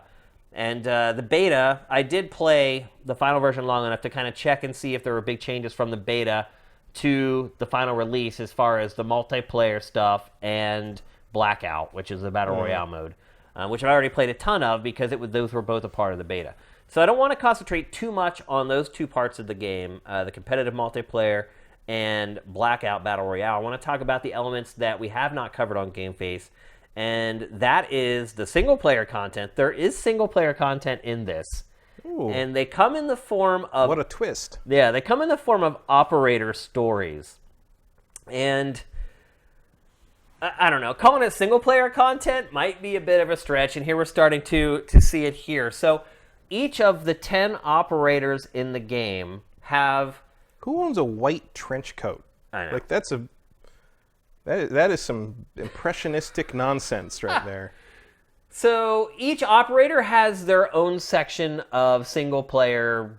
it's not a campaign. So essentially what you do is you start playing with an operator. You see these elaborate CG cinema sequences, and then you actually go into the meat of it for each operator. And what it does is it's like a tutorial for each operator to teach you how to use their special abilities and their gear. And see, we have characters. yeah, basically, yeah. And these, by the way, these cinemas are awful. They're terrible. They're insensitive. In fact, this whole game is kind of tone deaf. Like in the zombies mode, there's an Asian character, and he does like the whole pronouncing L's as R's thing, like as a joke, and it's just like every line he delivers is. Is it a joke, or is that the voice actor? No, it's Because that doesn't seem like a thing that would get through legal. It did, yeah. You sure it's not just how the guy? It's not like Ken Watanabe or something. No, absolutely not. No, it's a joke. It's like they intentionally use tons of words with L's so that he has to say them, basically. And these cinemas are terrible. Like, they're really poorly written, and the voice acting is really hokey, but they try to tackle really serious topics like PTSD or like a father dying and leaving his family behind. But they're all done like it just really comes off as disrespectful and just overall bad. But they are pretty good tutorials for getting your head around each of the operators. So after you watch the cinema... Evangeline Lilly is in this game? Yeah. Wow. I don't... She must be that trillionaire person. Maybe. So you watch a cinema that's supposed to set something up, which it really doesn't. And then you go and you play through a tutorial that teaches you how to use all the gear. And then after you go through the tutorial, you play a match with that character against bots. So it's basically like, all in all, between the cinema, the training section, and the match, each one probably lasts like 10 minutes. So, Masaki? Is that the guy's name? Takeo Masaki? I don't know. Because if so, he's voiced by the guy who did SpongeBob. Interesting. Very interesting. So ultimately, you get about an hour, a little bit more. Well, not even. I mean, probably about an hour and a half between all 10 operators of this mode. The stories are not congruent or connected to each other. They're all disparate, discrete experiences, so there's not an overarching story or theme to any of them. It's just basically, it looks like it was put together very haphazardly. They probably outsourced the CG to some company. Treyarch definitely didn't do the CG stuff for this. And so you get about an hour and a half of play out of it, and it's not really fun. So to say there's single-player content in this is still a bit of a stretch. There's no hidden campaign in the game. I know Pac was like, oh, well, I think they still made one, and maybe it comes as DLC later. I disagree with that. I do not think that's happening. I think what you're getting here in this package is exactly what you're getting, which means really no significant single-player content whatsoever. So let's talk next about zombies. And I guess maybe that's not true because you can play zombies by yourself. And you can actually add bots in to play with you as well for the first time ever in zombies. And overall, what I would say about zombies is that you can tell that the resources that they normally would have spent on the campaign, at least part of those resources, was moved over to zombies. Because it is hands down the most polished, full-featured, robust zombies mode ever. It's not even close. I took a bunch of notes of things that I noticed that were different. Let's see. There's 6 classes in zombies. You can create custom zombie game modes, which is something you've never been able to do before. So you can set up all the parameters as far as perks, elixirs, talismans, starting weapons, equipment, special weapons. You can set all that up. You can also choose where like the weapons spawn, the spawn points for the weapons. So you can really customize it pretty much however you want. Players can drop in the game scales, which is a huge, huge deal for this. I probably 30% of zombies matches that I have actually finish with all 4 players, like at the end. And this has been a problem in this. No, because they drop out and then it's still that hard. Right. It's 4 people hard. Yep. This one's absolutely scales. Like, I saw it. As soon as one player dropped, you could see it. And then when it got down to just the last 2 of us left, it was literally half of the zombies were pouring into the match. So it scales really well based upon the number of players, which is something they've tried to do in the past but were unsuccessful at it. And this year it is successful. There are 2 storylines at launch. There's 2 storylines across 3 maps. There's the Gladiator Arena. There's the Titanic, literally the ship, the Titanic, and Alcatraz. And obviously, extremely different. The Titanic is very claustrophobic and tight. The Gladiator Arena is not just the arena that you've seen in the trailers and everything. There are 4 different sections that split off of that, and then there's like labyrinths underneath, kind of like the Colosseum Is that in what we're Rome. looking at now? I can't. Yep. Yeah, this is the Colosseum. And you can see it has elements like all the zombies modes have, like boarding up, but it's not as prevalent this time. So in zombies, typically, like the main room that you start in, there's windows. And you board them up, and the zombies start coming in. That's not how this one really works. Like, to go to the places where you have to board up the windows, you have to kind of splinter off away from the main kind of combat area, which means that I wasn't doing that much of it. Like, typically, that's something you're constantly doing. Putting the zombies break down the board, you put the boards back up, here comes the next wave. You're not really doing that on this one, because a lot of times the windows that they come in are way, way far away from where you and the 3 other players are. You can go there and you can board it up, but you're way far away from the other players, which means you're putting yourself at risk, which means if you die, you may not get revived in time, blah, blah, blah. So that's a pretty big change for the mode. Let's see what else. There's a brand new zombies mode called Rush. So typically how zombies works, for those of you who aren't versed in zombies. What the hell was that? That one zombie just flew away. No, for whatever reason, I don't know if this is a glitch, but they all are. Every time I shoot one, they fly up into the sky. What? I don't know. I haven't figured out yet whether this is, like, look at that. They just flew away. Yeah, they're flying up into the sky. I don't know if this was a glitch or if that's just like... Sending the zombies to heaven. Look at that. Yeah. So typically how zombies works is you start in one room. As you get kills, you get points, and then you can spend those points on buying guns or ammo. This is the most entertaining zombie mode has ever been to me. Yeah. And so you can spend those points on new guns and ammo, or you can spend those points on opening doors that open up new areas of the map, which will give you access to new weapons and rinse and repeat until you finish the last spawn wave. But there's a new mode called Rush, and Rush is basically a multiplier-based take on the mode. So it's not the way I just described, where you're kind of unlocking new areas of the map. They're always unlocked, and you're just trying to combo zombies and kill as many as you can in a row. You don't have to pay for guns and doors. They're automatically open, and it's just kind of a more free-flowing arcade-style take on zombies, and I actually had a ton of fun with that. Another big change is special weapons charge with each kill in that mode. So if you have a special weapon, and the more you use it, the more powerful it gets, and it turns into this, like, I don't know, like compounding interest, I guess is the best analogy to use. The more you use it, the bigger it gets, until by like the 10th time you've used it, it just wipes out zombies in like one swipe. So in conjunction with the multipliers, it's kind of this building, die, start over, build, die, start over. But I liked it. It's a nice change of pace from the typical zombies mode. Elixirs have been replaced with, or elixirs replace bubblegum.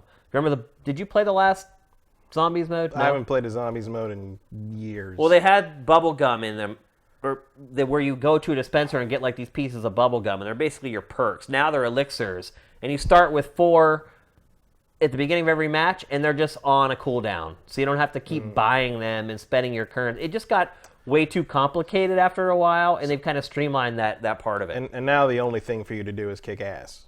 Pretty much, yeah. Because you're all out of Bubblegum. Yeah, they've taken out a lot of the frivolities from the zombies mode and kind of streamlined it, but then expanded the parts that people really like. It's really good. I have never been a fan of the zombies mode in Call of Duty. It's one of those things where I would play it long enough so I could review the game, basically. Yeah, it was. When I felt like I got it and I understood it, I stopped and never went back. I just always felt like there were better things to play, both as a shooter and as a zombie killing. There are better horde modes. I mean, that's all it is a horde mode.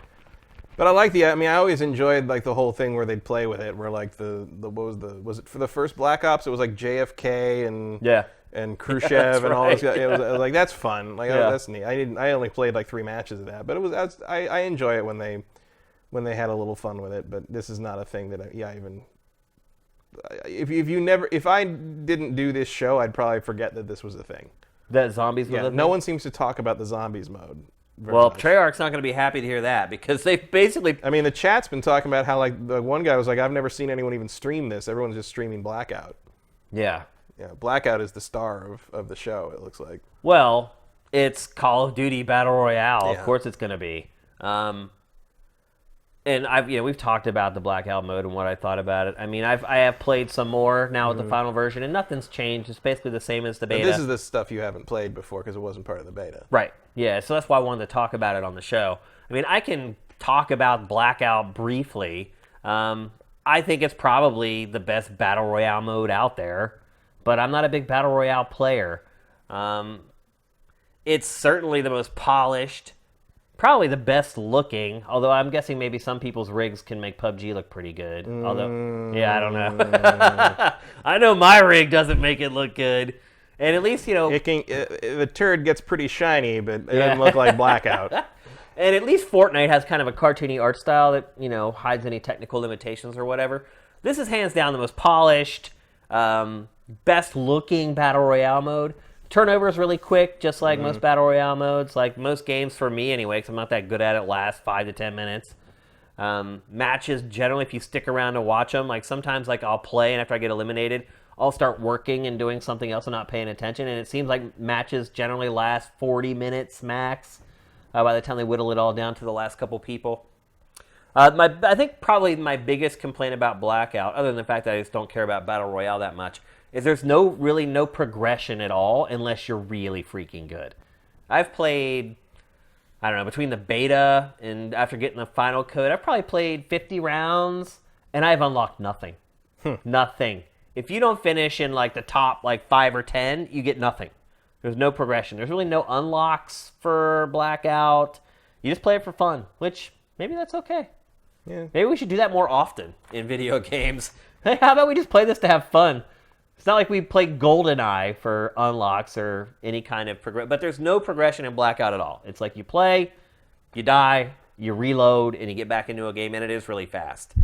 I guess one thing I can say about multiplayer that I didn't know before from playing the beta is the final map count. So there's 14 maps in competitive multiplayer, 4 old ones and 10 brand new ones, which is impressive, and that's something that Treyarch always does better than every other Call of Duty developer. Most Call of Duty games, you're lucky to have 8 to 10 maps at launch, period, and maybe a couple of those are old maps that have been reworked. Treyarch has delivered 10 brand new maps and 4 classics, and I would argue Treyarch's maps, classic maps, are legit classic maps, some of the best in the series history. The new modes in competitive multiplayer are Heist and Control, and I don't know, dude. So all these modes that are here's something, be the first to capture it and then take it back here while the other team tries to stop you, or pick it up and take it to the other team's base while they try to stop you, or get there, initiate something, and wait out the timer while the other team tries to kill you. All those modes are just, in this game in particular, are just worthless, pointless, because they all give you the option of just killing the other team. So all these modes where if you die once and you're out and you got to wait, all these maps that are where you got to control a point or there's a moving control point, those games never finish. No one ever finishes those games by controlling the point or defending the bomb or defusing the bomb or exploding the bomb. Ultimately, it's just team deathmatch. Everybody dies before that stuff ever happens. In Call of Duty, Black Ops 4 in particular. So the addition of the heist and the control stuff, it really doesn't move the needle for me at all.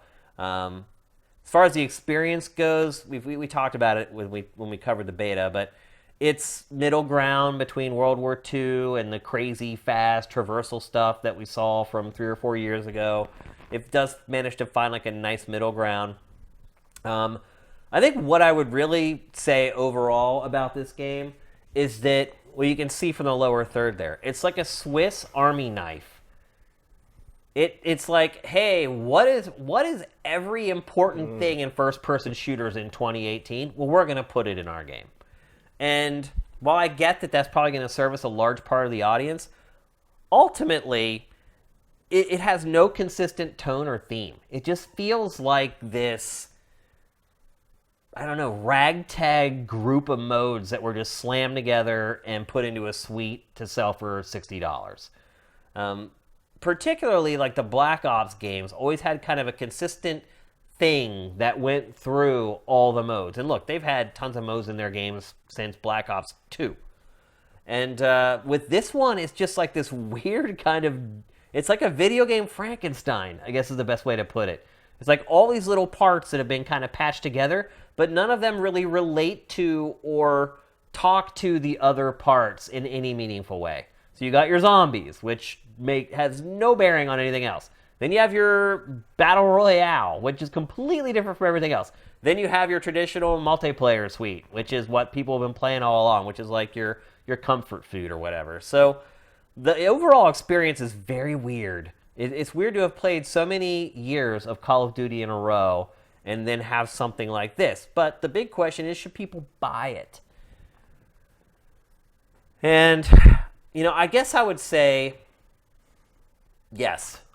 I think people should. If they like Call of Duty, they should buy this game. It's, in my opinion, the best Battle Royale game on the market.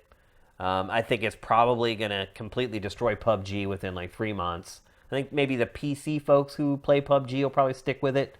But I think everyone on Xbox who's playing PUBG will probably move over and start playing Black Ops 4. The game that works? Yeah, because it also does have problems still on both PC and Xbox. They dropped the performance and the settings on the Xbox version again for launch. Yeah. Like they launched it and made it worse. I know. What's going on? And I have a lot of friends who play PUBG and play PUBG Xbox specifically, and when this beta, the Black Ops beta hit, they're like, "Oh my god, I never knew it could be like this," kind of thing. Yeah, like they are all in for Black Ops. They're buying it just for Black Ops mode. They don't care about anything else about it. Well, I knew that I was never going to like Battle Royale when I played this and didn't like it, because I could recognize that everything about it was better than pretty much everything else out there, and I still didn't enjoy it. So I'm not going to bash Blackout because I know that people like Battle Royale really love it. I just don't really like that mode for for a multitude of reasons. It's just not my thing. But if you like Battle Royale, buy this game. And I know it may be hard to say if you like Battle Royale, buy this game, because most Battle Royale modes are free. But I think when people... Well, the big one is. Yeah. I think when people start to consider the other elements that you get in the game... that they probably will inevitably end up trying and playing. And I will say this is absolutely the best zombies ever. I think people will realize, what I'm going to get out of this game, to get the polish, to not have the cartoony art style, the kind of over-the-top tone of Fortnite. I think that actually turns off some players. It doesn't turn me off, but I'm sure some people don't like the look of Fortnite. This is for you. This is the serious Battle Royale mode. It also has plenty of homage to past Call of Duty games. Literally, entire old Call of Duty Black Ops maps stuck in the Battle Royale map, which is pretty cool. It's like, especially when you first start playing and you don't know the map yet, and you discover, like, Nuketown. You're like, oh my god, like, they've just planted Nuketown, like, right? And you remember, like, well, I can hide here, and I can only be seen from, like, these angles or whatever. Again, it's like comfort food. It's like, I know this part of the map. The map itself, I think, is the perfect size for the number of players. I think they did a good job with that. But the map does need a little bit of work. Like, there's one section of it that's basically just a desert. And, like, who the hell is going to go there to fight? You have no cover. There's no trees. And literally, it's like probably like 20% of the map. It's like the whole one corner of it is just this desert wasteland. Like, I don't know what they're thinking with that part of the map. Maybe they have a plan for it ultimately. But overall, it's the best Battle Royale mode there is. But you're going to pay for it. You're not going to get it for free. So I think that's the decision everyone's going to have to make with themselves, whether they're willing to pay for a Battle Royale at first, and two, whether they're willing to pay $60 just for Battle Royale if they don't plan on playing the competitive multiplayer or zombies. Do I miss the campaign? I was surprised you didn't ask me this. No, I don't. I don't miss it at all, man. Like, well, have never liked a Treyarch campaign, so I always have. I wouldn't miss it either. But the last like couple Call of Duties, like I found myself forcing myself to get through the campaign. And it was actually kind of a relief, even though they're short. It was kind of a relief to be like, I don't have to slog through another one of those. Yeah, the only Call of Duty campaign I've liked since Modern Warfare 2 was Infinite Warfare. Yeah, that was great. That had all the crazy spacey stuff, and like everybody else hated it, but we loved it. Yep. We'll never see it again, but yeah, I liked what you did in I Infinity think Ward. we will see another Call of Duty campaign, though. Yeah, I don't think we'll ever see another like military future sci-fi thing like that. They're gonna because it did not do well either. They're gonna consider that poison for the rest of it. Absolutely, which is a shame. But the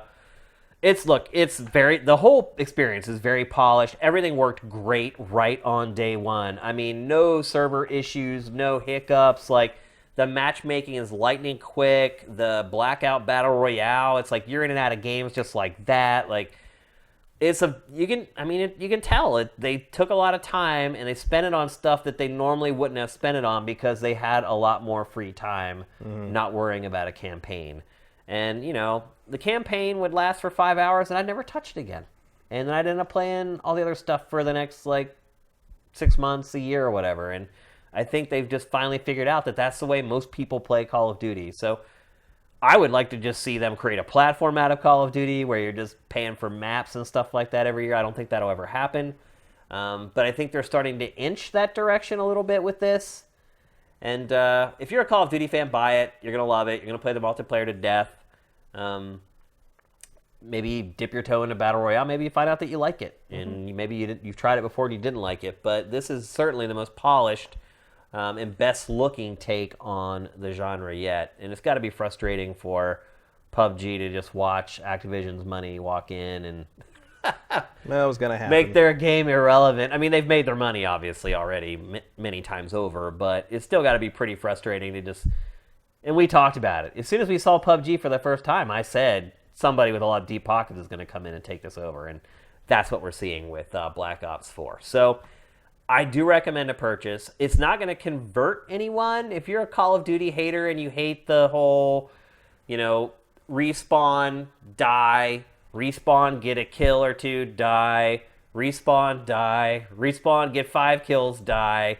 If you hated that hasn't changed in the multiplayer.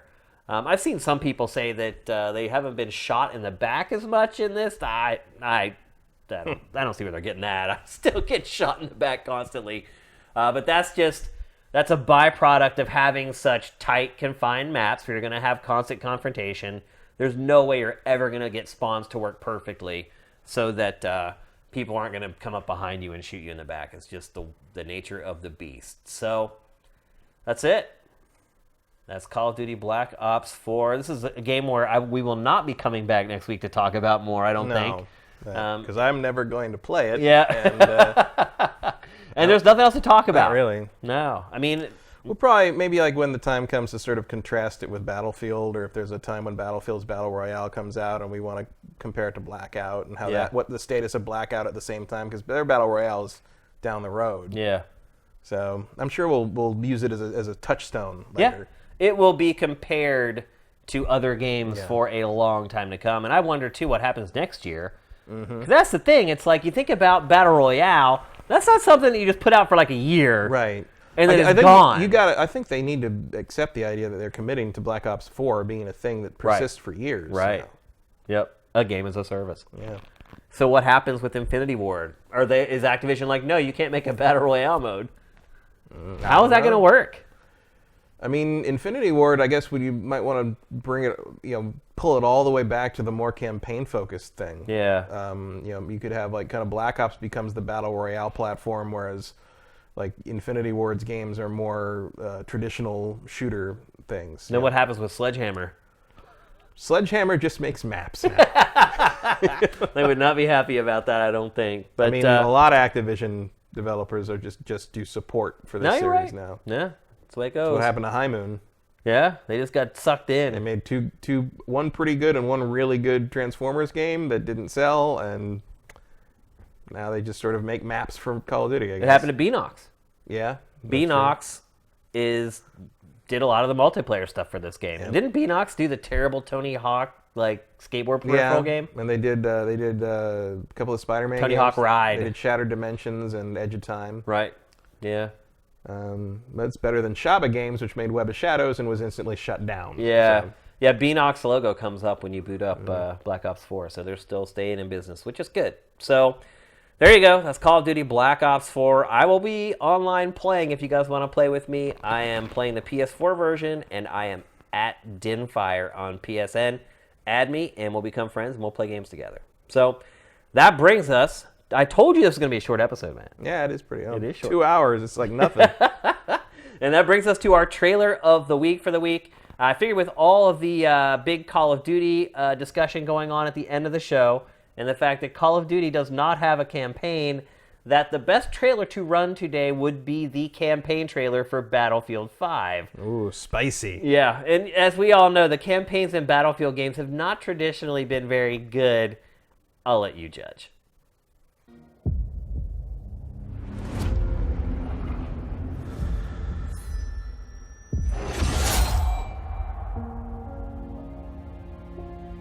It is in the moment of truth that we uncover who we really are. What sacrifices we can endure.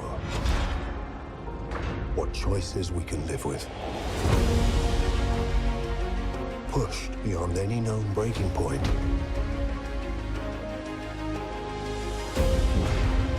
We discover what we are capable of.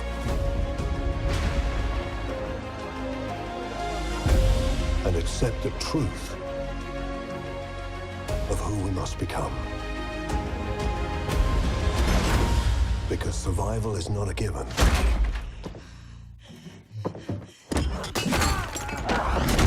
We must fight for it.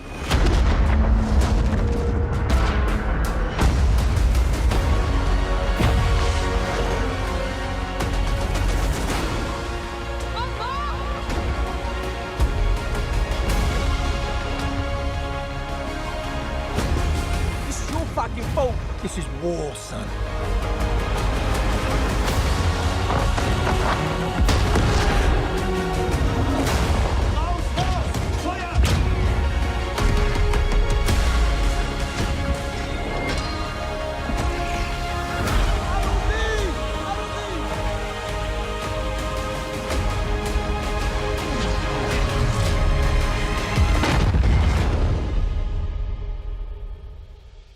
What do you think, Matt?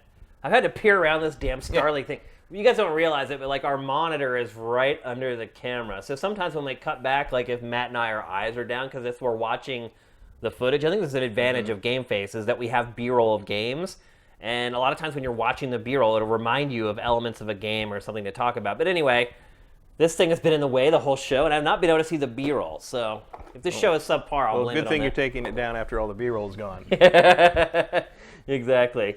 Let's see, we got a bunch of questions. We're going to answer a couple extras tonight because the show's a little shorter, so we have some more time to answer your questions. So, I thought that's fine, but like I feel like more and more, I feel like the right move on Battlefield is to wait until they've finished it, which feels like it's going to be next year. You mean to buy it? Yeah, to buy like March. Like wait until the final part of the campaign is out. Wait until they've put the Battle Royale mode in, like to see how it all kind of shakes out.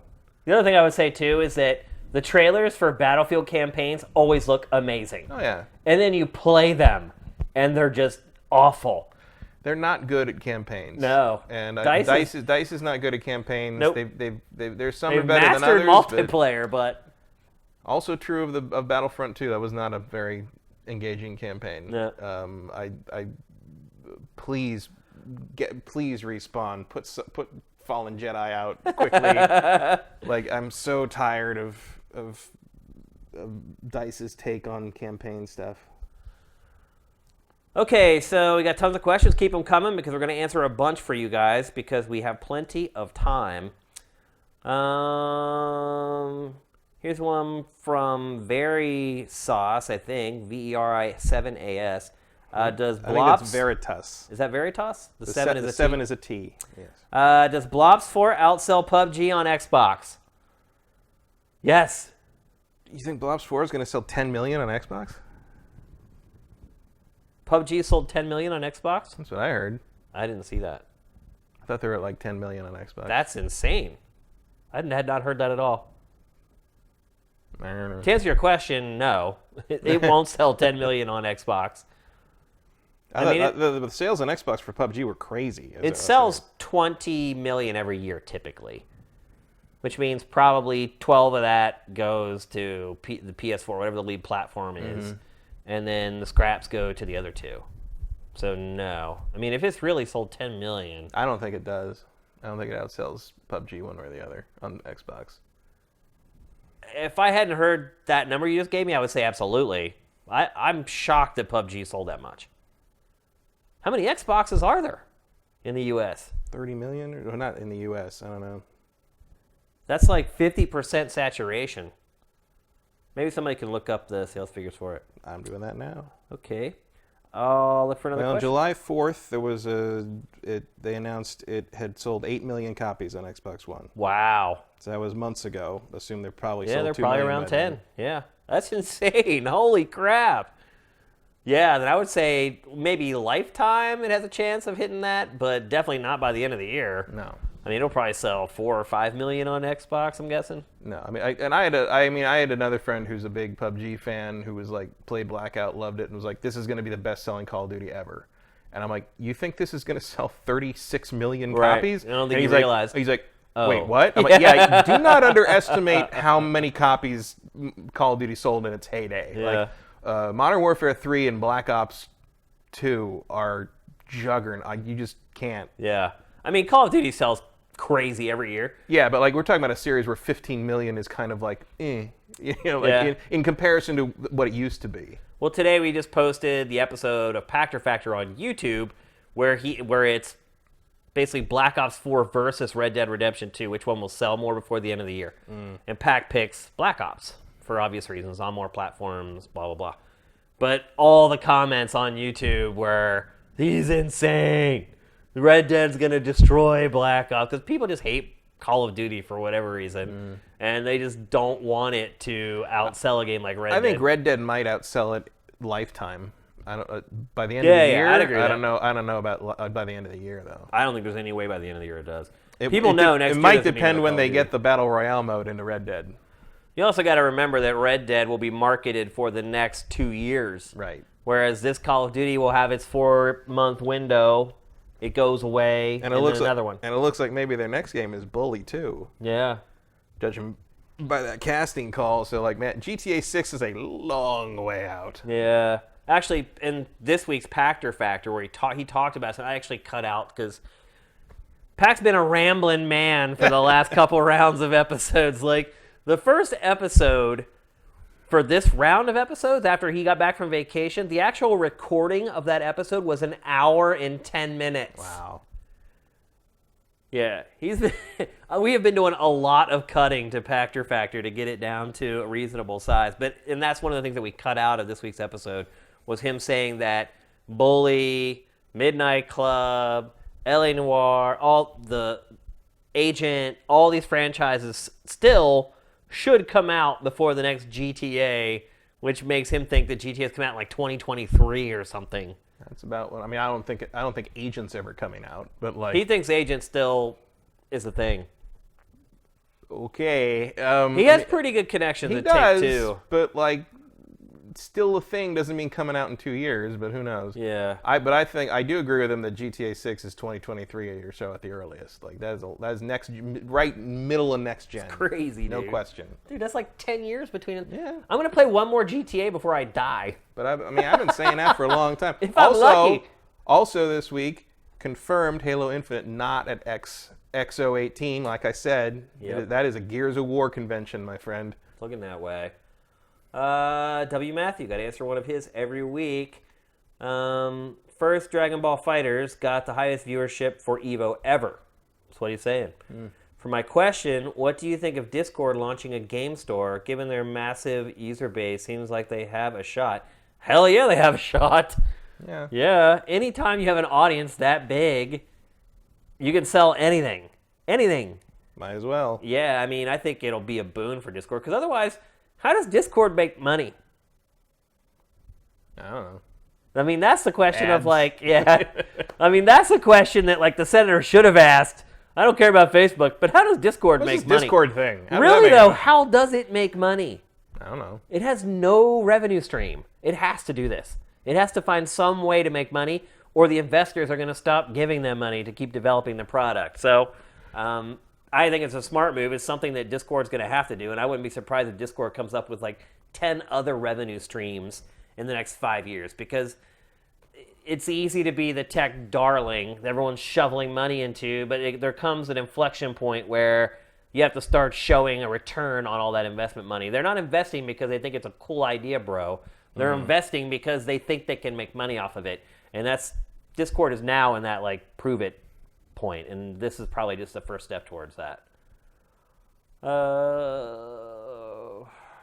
J. Reed Vic 7 with water levels and underwater exploration making a comeback in new games. That's actually a really astute observation.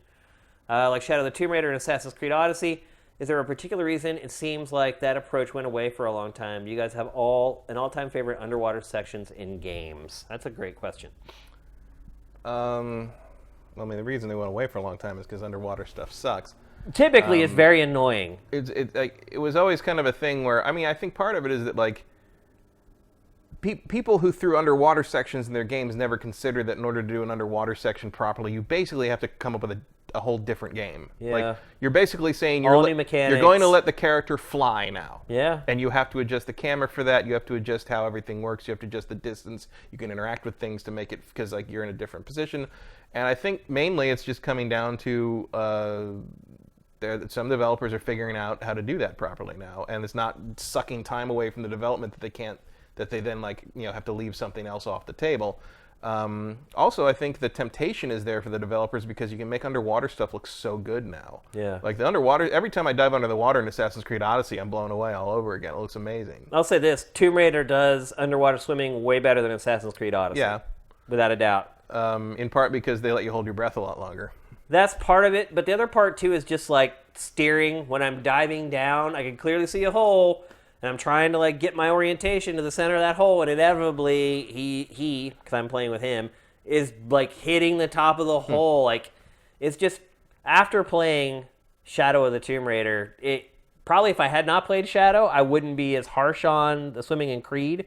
But Shadow of the Tomb Raider has great swimming. Yeah. I always felt completely in control. Wherever I wanted to go, I could go there. And I don't have much of a problem with Odyssey swimming. My once gripes I'm swimming this way, it's fine. It's when I'm diving down. Like, it'll never let you put the camera perfectly down. It always is at an angle, so he or she is always swimming in that angle.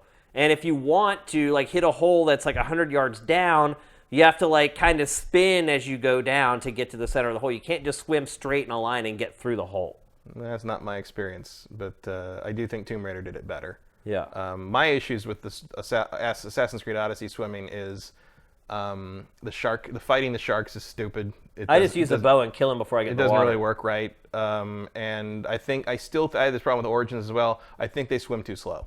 They do swim slow. And like I know there's the lunge thing, but the lunge button, the like the cooldown after you lunge is it's the same amount of time. Right. Like you don't, It doesn't like, actually. It's not like it's you're not swimming actually any fast. faster. Right. So like I would like if they continue putting the underwater stuff in Assassin's Creed, please let me sprint, swim, or swim faster by default, like something, because they move too slow right now. As for why they went away, I think they went away because people didn't like them. No. It's a claustrophobic thing. You always have the chance of dying there. It's always there. Like, if I make the turn, I go down this little tunnel, am I going to have the oxygen to come back through the tunnel and then make it back up to the surface? I think people just don't like that. Like, they don't like the tension that's involved with it. It doesn't bother me that much. But I think most people don't enjoy swimming sections in games. And to Matt's point, because it does completely change the control scheme, I think that also throws people for a loop. So I think that's why it hasn't been popular. What's your favorite underwater section of a game, though? Well, I mean, my favorite underwater sections of games would be games that are take place entirely underwater, like Echo the Dolphin. No, like I would probably say either Subnautica or what's that stupid? Endless Ocean. I like the Endless Ocean games on the Wii a lot.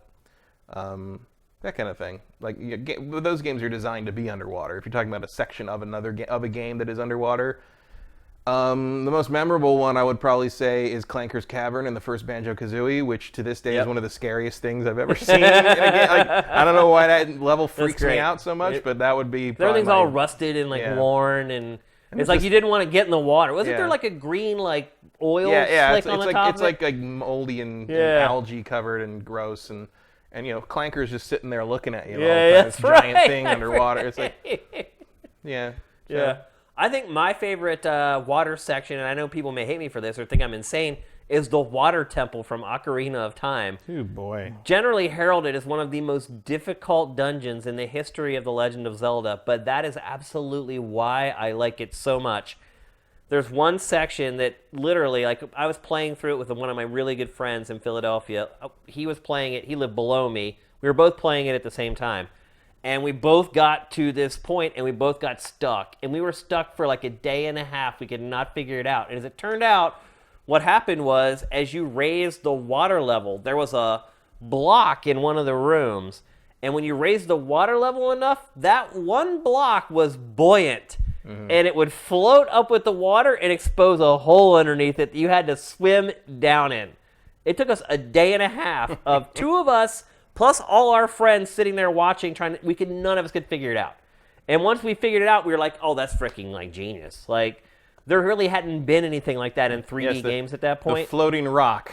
Never would have thought of that. Well, frankly. It was just a box. Yeah, and it just looked like it was just a part of the ground. And then when the water raised up, it was actually buoyant, and it floated up to the top, and there was a hole underneath it. Mm. And just like buoyancy in a video game, that was something that we couldn't even comprehend then. It was 1998. 3D games had only been around for 2 years.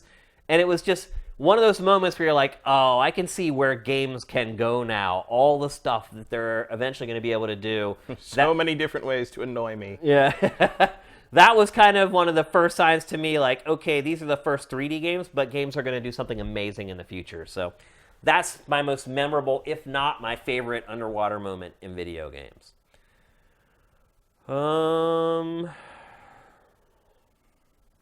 Let's see. Majora Tom usually answer one of his. Have decided to forego giving you a Twitch Prime subscription and just subscribe to the channel so I don't have to remember when I've got to resub with Twitch Prime every month. Keep up the great work. Thank you. But the catch is that you actually have to pay real money for that. I think that's the catch point. I think that's why people love Twitch Prime. It's because they can give us $2.50 without having to spend any money. So thank you very much for spending your real money to subscribe to us. But I would also say, hey, maybe you can also subscribe with Twitch Prime and give us another $2.50. I'm joking. But he's not. I'm not. I'll take every dollar we can get. I'm still trying to pay off those damn T-shirts. So thank you very much. But I don't think for most people that's going to work because they're already, they're a patron or whatever. So, but thank you, man. That's awesome. Justin Horman. We have not talked about Mega Man 11 on this show. Neither one of us have played it. Maybe one of us needs to fix that for next week. But here's Justin Horman's question. Mega Man 11 seems to be getting good impressions from what I've seen. Can you remember any other game series that has had such a successful revival after such a long time? That's also a great question. You guys are busting them out tonight.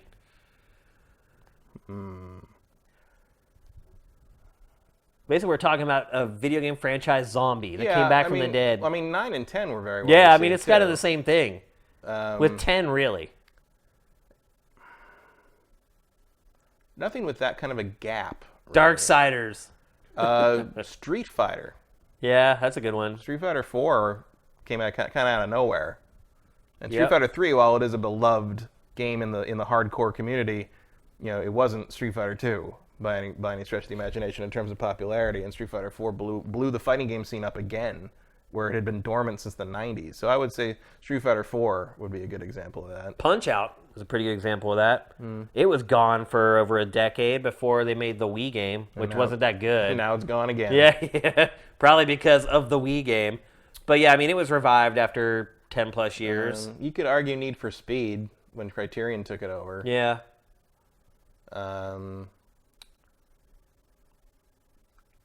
Successful revival, though. That's Duke that's Nukem? no, that didn't work out. We'll see if Shenmue can do it. Yeah, that's certainly a candidate. It's Yeah. possible. Let's see. Mortal Kombat, that's a good one. J. Reed Vick. Yeah. Mortal That is a good Kombat one. that was a major. You know what, I was especially thinking after years that- of terrible games. But wait, I don't think it did really go away though, because I was thinking about that. It And I didn't- started remembering like the It didn't go away, MK Mythology, Sub-Zero. Well, that was and, like, the 90s. but I'm saying there always were entries of Here some and there. sort. Like the IP was still alive. It was still alive, but I think for about 3 games, because Mortal Kombat came back with Mortal Kombat 9. The 9th one was the Resurrection, basically, and for at least 4 or 5 games, we just sort of wished it would go away. So that kind of counts. I mean, can you tell the difference between Mortal Kombat Armageddon, Mortal Kombat Deadly Alliance, and Mortal Kombat whatever the other one was that came out on the PS2? Like, But they kept coming out, I guess. they was my did, point. just we either didn't notice or tried to hide. Like, those were awful. Damn Towman, did Credit ever get out of jail? He did, absolutely. He ended up serving, he was sentenced to 5 years and he served like 2.5. 2.5 years in prison, in a Philadelphia prison for graffiti.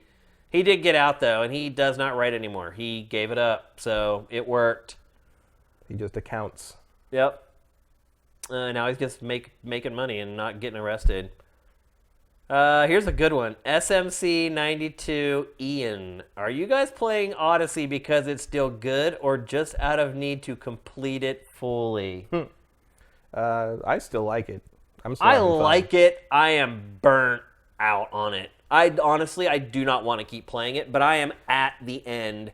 And I've taken literally 4 pages of notes for the eval. Once you get to a certain point with a game, you just got to go get over the finish line. Mm-hmm. And the late game in Odyssey, I know you're not there yet. You haven't really gone through a lot of the content, but it starts to wear thin. You start to get sick of the game seems like it's going to end, and then you meet someone, they're like, oh, well, I can't do this for you until you do this, this, this, and this. And then you have to go out and... It does seem to be the formula is that someone in one city tells you to meet someone in another city, you go meet them, and they're like, well, I can help you, but you got to help this guy, and this guy first. And then Yeah. you do three quests and then come back, and they're like, well, I know a thing, but actually this other guy took the thing, so we got to go get it from him. And then you go do another thing with them, and then they come back to their place, and then they give you the thing you need, and that sends you to the next city with the next person who then repeats it. Now, here's what I would say. Now that I've played basically the whole game, I think I just have the last boss to go. Here's some tips I would give you. If you're just starting to play now, as soon as you start, travel. Just get in the boat and just sail around and stop at every island and sink one spot. Get a fast travel point everywhere. Yeah. Because once you have visited every island, the game becomes so much more manageable. Because you start getting these quests, and you're like, you'll get the quest here, and then you need to go all the way over here to get it. And if you don't just go around and get at least one sink spot on every island, what you end up doing is you find the island that has a sink spot that's closest. You go there, you call the ship there, you get into the ship, and then you got to sail down there. So I wish from the beginning that I had just sailed all around the map and just synced at least one spot on every piece of territory. Although be aware that the ocean is, the sea is level gated. So yeah. If you go too far north, pretty much, you're going to be up against level 40 ships, and Yeah. they will kill you. They will, real yeah. fast. But I wish... But in the early part of filling out the place you start in the lower right of the map, big help. Yeah. Big help. I just in general, if you're sailing someplace and you're sailing past an island that you haven't synced yet, stop, get off, sync it. Because at the end of the game, I'm telling you, it will pay huge dividends to have everything synced, because they're just sending you all over the place, and you can literally just fast travel in very quickly. Like the end of the game, like the quests at the end, like I remember we were talking last week, and I was like, oh, I haven't had a quest where I was getting like 10 or 15,000.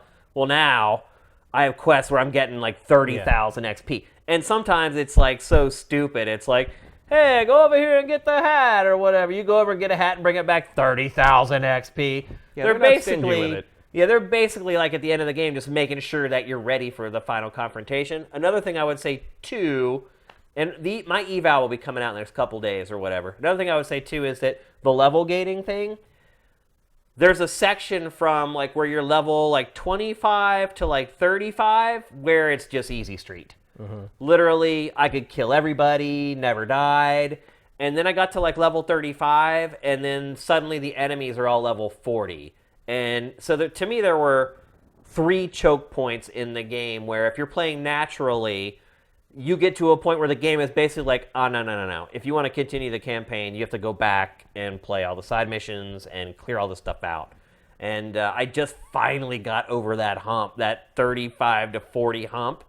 And now I'm just kind of rinsing through the game. So and I would say that if you're going to play the game, don't beeline the story. Play some of the side stuff because some of it's fun. Well, I would say do that because you're going to have to. You don't have a choice. Yeah, you but cannot beeline the story. I would never have known you didn't have a choice because I kind of organically wandered through, and this looks, what are these guys doing? They're doing this, a Minotaur thing, which is okay, we'll do this, go over there. I let myself get distracted and wander around, and like, no, I hit level 50 and I'm not anywhere near done with the game.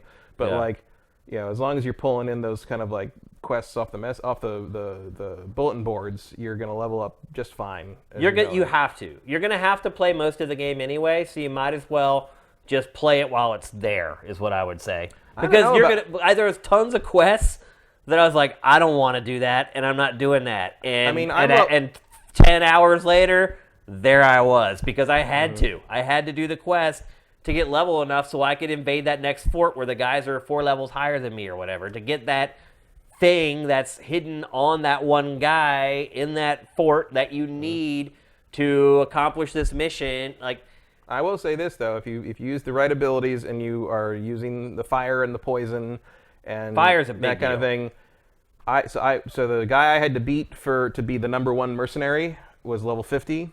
And I beat him when I was 46. Yeah. And I didn't intend to. If you have the elemental stuff... I didn't realize he was even him. He just wandered through and attacked me, and so I decided to fight him, and I killed him, and it's like, achievement unlocked. I'm like, wait, that was the level 50 guy? Like, I just destroyed him. Like, the fire is key. Like, use the fire thing. There's 2 different things in the trees for fire. Boost both of them. Well, one is the thing that just sets the blade on fire, and then the one above that, like, boosts the damage and the time the guy's on fire. The build up. The third upgrade for that is 40% bonus fire damage, which is huge. And the final upgrade for the actual setting of the thing, you set the blade on fire and there's no cooldown when your blade runs out of fire. So you're just of a perpetually you have to keep blade. Turning it on though. Yeah, which is annoying. But it's like it lasts for like almost like a minute. Yeah. And like that's usually by that point that's enough to kill almost anything that's coming at you. I beat so there's like that collection of beasts that you have to kill. Yeah.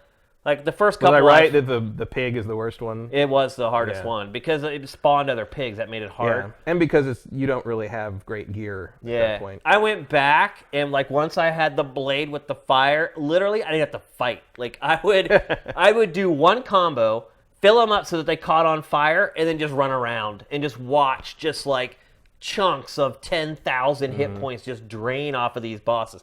It makes a big difference. Definitely use the elemental stuff. I know some people may not like to use that stuff in games, so it makes a big difference. I don't usually do that in games. I don't either. But like, I did just like to hit really hard. But it forced me to. I was like, I have to figure out something to make this easier. I don't know if being a really good option is a force you to, but it's so efficient. Like, why wouldn't you? No, it forced me to because I had to find a way you had to defeat the enemies. Like, I know you're way over leveled for all the content, but most people don't play games that way, and I'm one of them. And this game, you do have to go back and grind. I was not grinding to hit the level cap or anything. It's just I was playing the game, and that's what happened. Like long as you're picking up those the kind of kill 5 Spartan leaders quest or whatever, like they're gonna pay off real fast.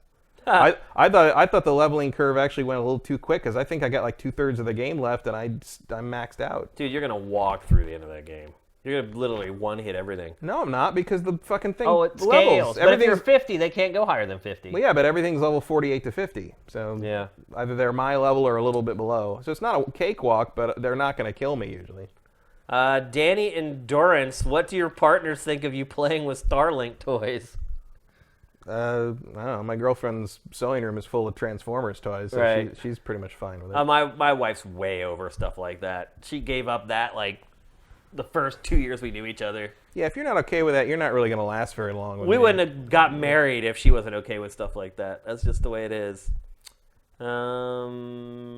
Let's see. Oh, we never answered the question though. Are we playing it because it's still good or just out of need to complete it? I said I still like it. I still like it, but I am now playing it out of just the need to complete it. I stopped really enjoying it probably 15 hours ago.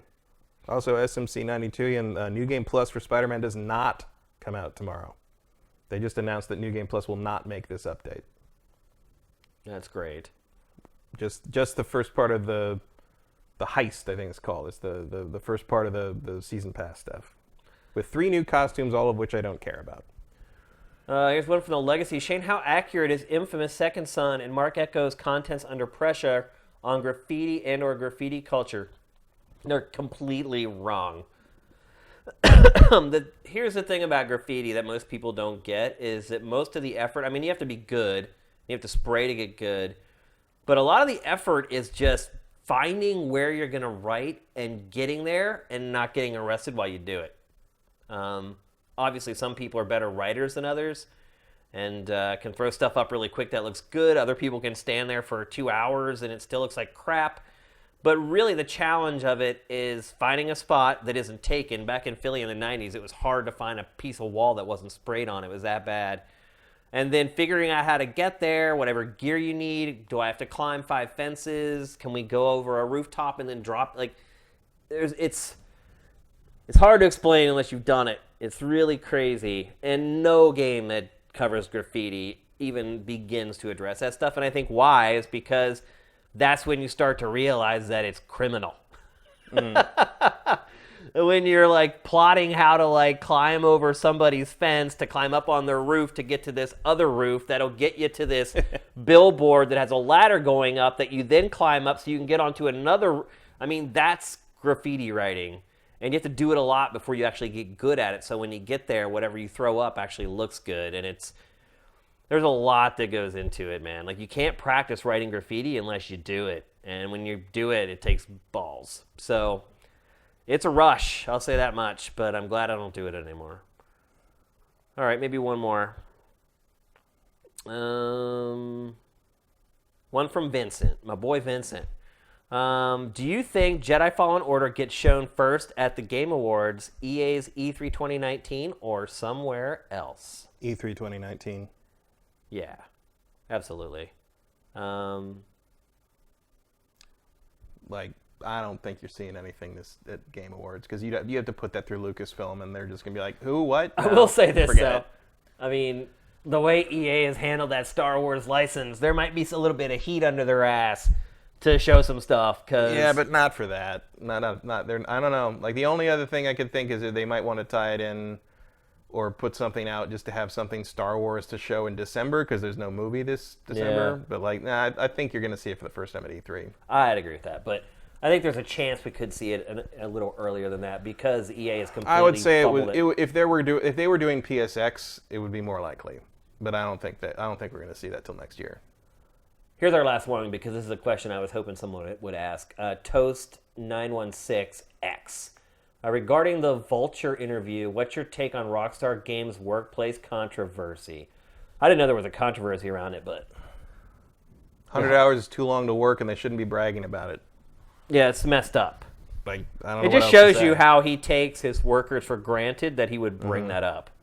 But that's I don't need realistic horse testicles that badly. no. Those people should go home and have a life. No, yeah. I mean, I had a friend who worked at Rockstar, and I have heard horrible stories about that place. Like, he's basically, I'm going to work here for 4 years. I'm going to get it on my resume. I'm going to parlay it. And that's exactly what he did. He worked on GTA 4 for 4 years, handling all the voice work and Foley work for the game. And as soon as it was finished, he got out of there. And now he is making more money than he could ever spend as a sound engineer in New York. He works like 3 days a week. Once he had GTA on his resume, like, he was just golden. So that's what I would suggest to anybody working at Rockstar. They should do what my friend did and get it on the resume and get out of there. Ship something from Rockstar and then get out.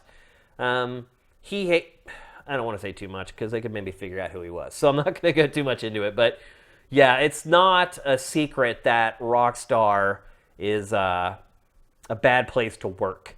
It's well known in the industry, but it's all about that resume. Really brass and bold of him to say that in an interview, that he's working his people like that, especially with all the furor over unions and unionizing developers and all that stuff. Like, it's just really bad. But it also shows you that they are very insulated from everything else that's going on. Like, those guys don't sit around and, like, look at sites like Sifted every day. Like, they're just... And maybe that's why their games are so great, is because they're not really embedded into the games industry and games culture. They do their own thing. Like, those guys are all into, like, music and DJ culture and all this other stuff, where a lot of us would consume our time with games and reading Sifted or checking stuff on YouTube or whatever. That's not what they do. They're very social people, and they have very tight, like, social circles. And they go out and they party a lot, and they have a social life outside of the games thing. I mean, that's why you never see them at E3. That's why there are never any interviews. That's why that Vulture interview was such a big deal. I can't believe that they got him. Probably the last time you see that for a while. I mean, that's probably the one interview that he'll do for Red Dead. He'll come back when GTA is ready to ship or whatever. Or Bully 2. But... I mean, I think it's shameful to work people like that. I mean, I've worked hours like that on Sifted, but it's my business, and, like, I'm my own boss. Yeah. So if anything, I mean, I can't fault myself for working myself. But the Telltale thing should teach you that. I mean, all those people that got laid off and no severance, they worked all those extra hours for nothing. Yeah. The company doesn't care about you. The company's not there for you. Definitely not going to happen at Rockstar. But if you're gonna be there, get paid. Like, don't do work for free. And, like, I mean, if your dream is to work on a GTA game, I guess you got no choice. But, like, there's better places to be. Sometimes it's worth it to bite the bullet for a few years. I mean, for the long-term game. Like I said, I know some people who did that for the same thing you talked about with Naughty Dog. But, like, that's an option when you're young and in your 20s, and you just want to be part of this crazy thing you've admired for so long. But there's a point at which you gotta have some self-respect, frankly. Yep. My buddy was smart. He was there just long enough to be a long-term Rockstar employee, shipped GTA 4, golden. He was golden. Mm-hmm. And that's how you don't have to work in games. He's working in film and television and TV commercials. Places that have unions. Yep. He's in the union. So there you go. That's GameFace episode 144. Again, special thanks to folks on YouTube for going and subscribing via Twitch Prime. Thanks to all the people in the chat. I mean, before the show even started today, like 6 of you guys subscribed via Twitch Prime. You are awesome. Thank you so much. Go buy these freaking t-shirts. I don't want to be wearing this same damn shirt 6 weeks from now. Let's get them sold so we can break even and I can wear something else. Pay extra to get the shirt he wore. Yeah. I would sell this for more for sure, but I'm not going to do it. Legit Shane Musk. So will we be talking about Red Dead in episode 145? I think so. Is that? No, that's next week. Isn't it? Yeah, I guess not. It's like, one more week days. to wait, people. 10 days away. We might be talking about it. We'll see. We'll see how the embargoes. Maybe you're talking about it. What? Maybe you'll be talking about it. I'm not going to play it till then. You don't know about. I know about that. October 26th, so we got a while. No, it's still a ways off. Yeah, definitely not a next week's show. But thanks to all the folks on YouTube who have been great about going and subscribing via Twitch Prime. It's a lot easier to do going forward once you have it all set up. You just have to go to our channel and just click that button. Thanks to everybody who did it here on the stream. We'll see you next week. GameFace is up and out.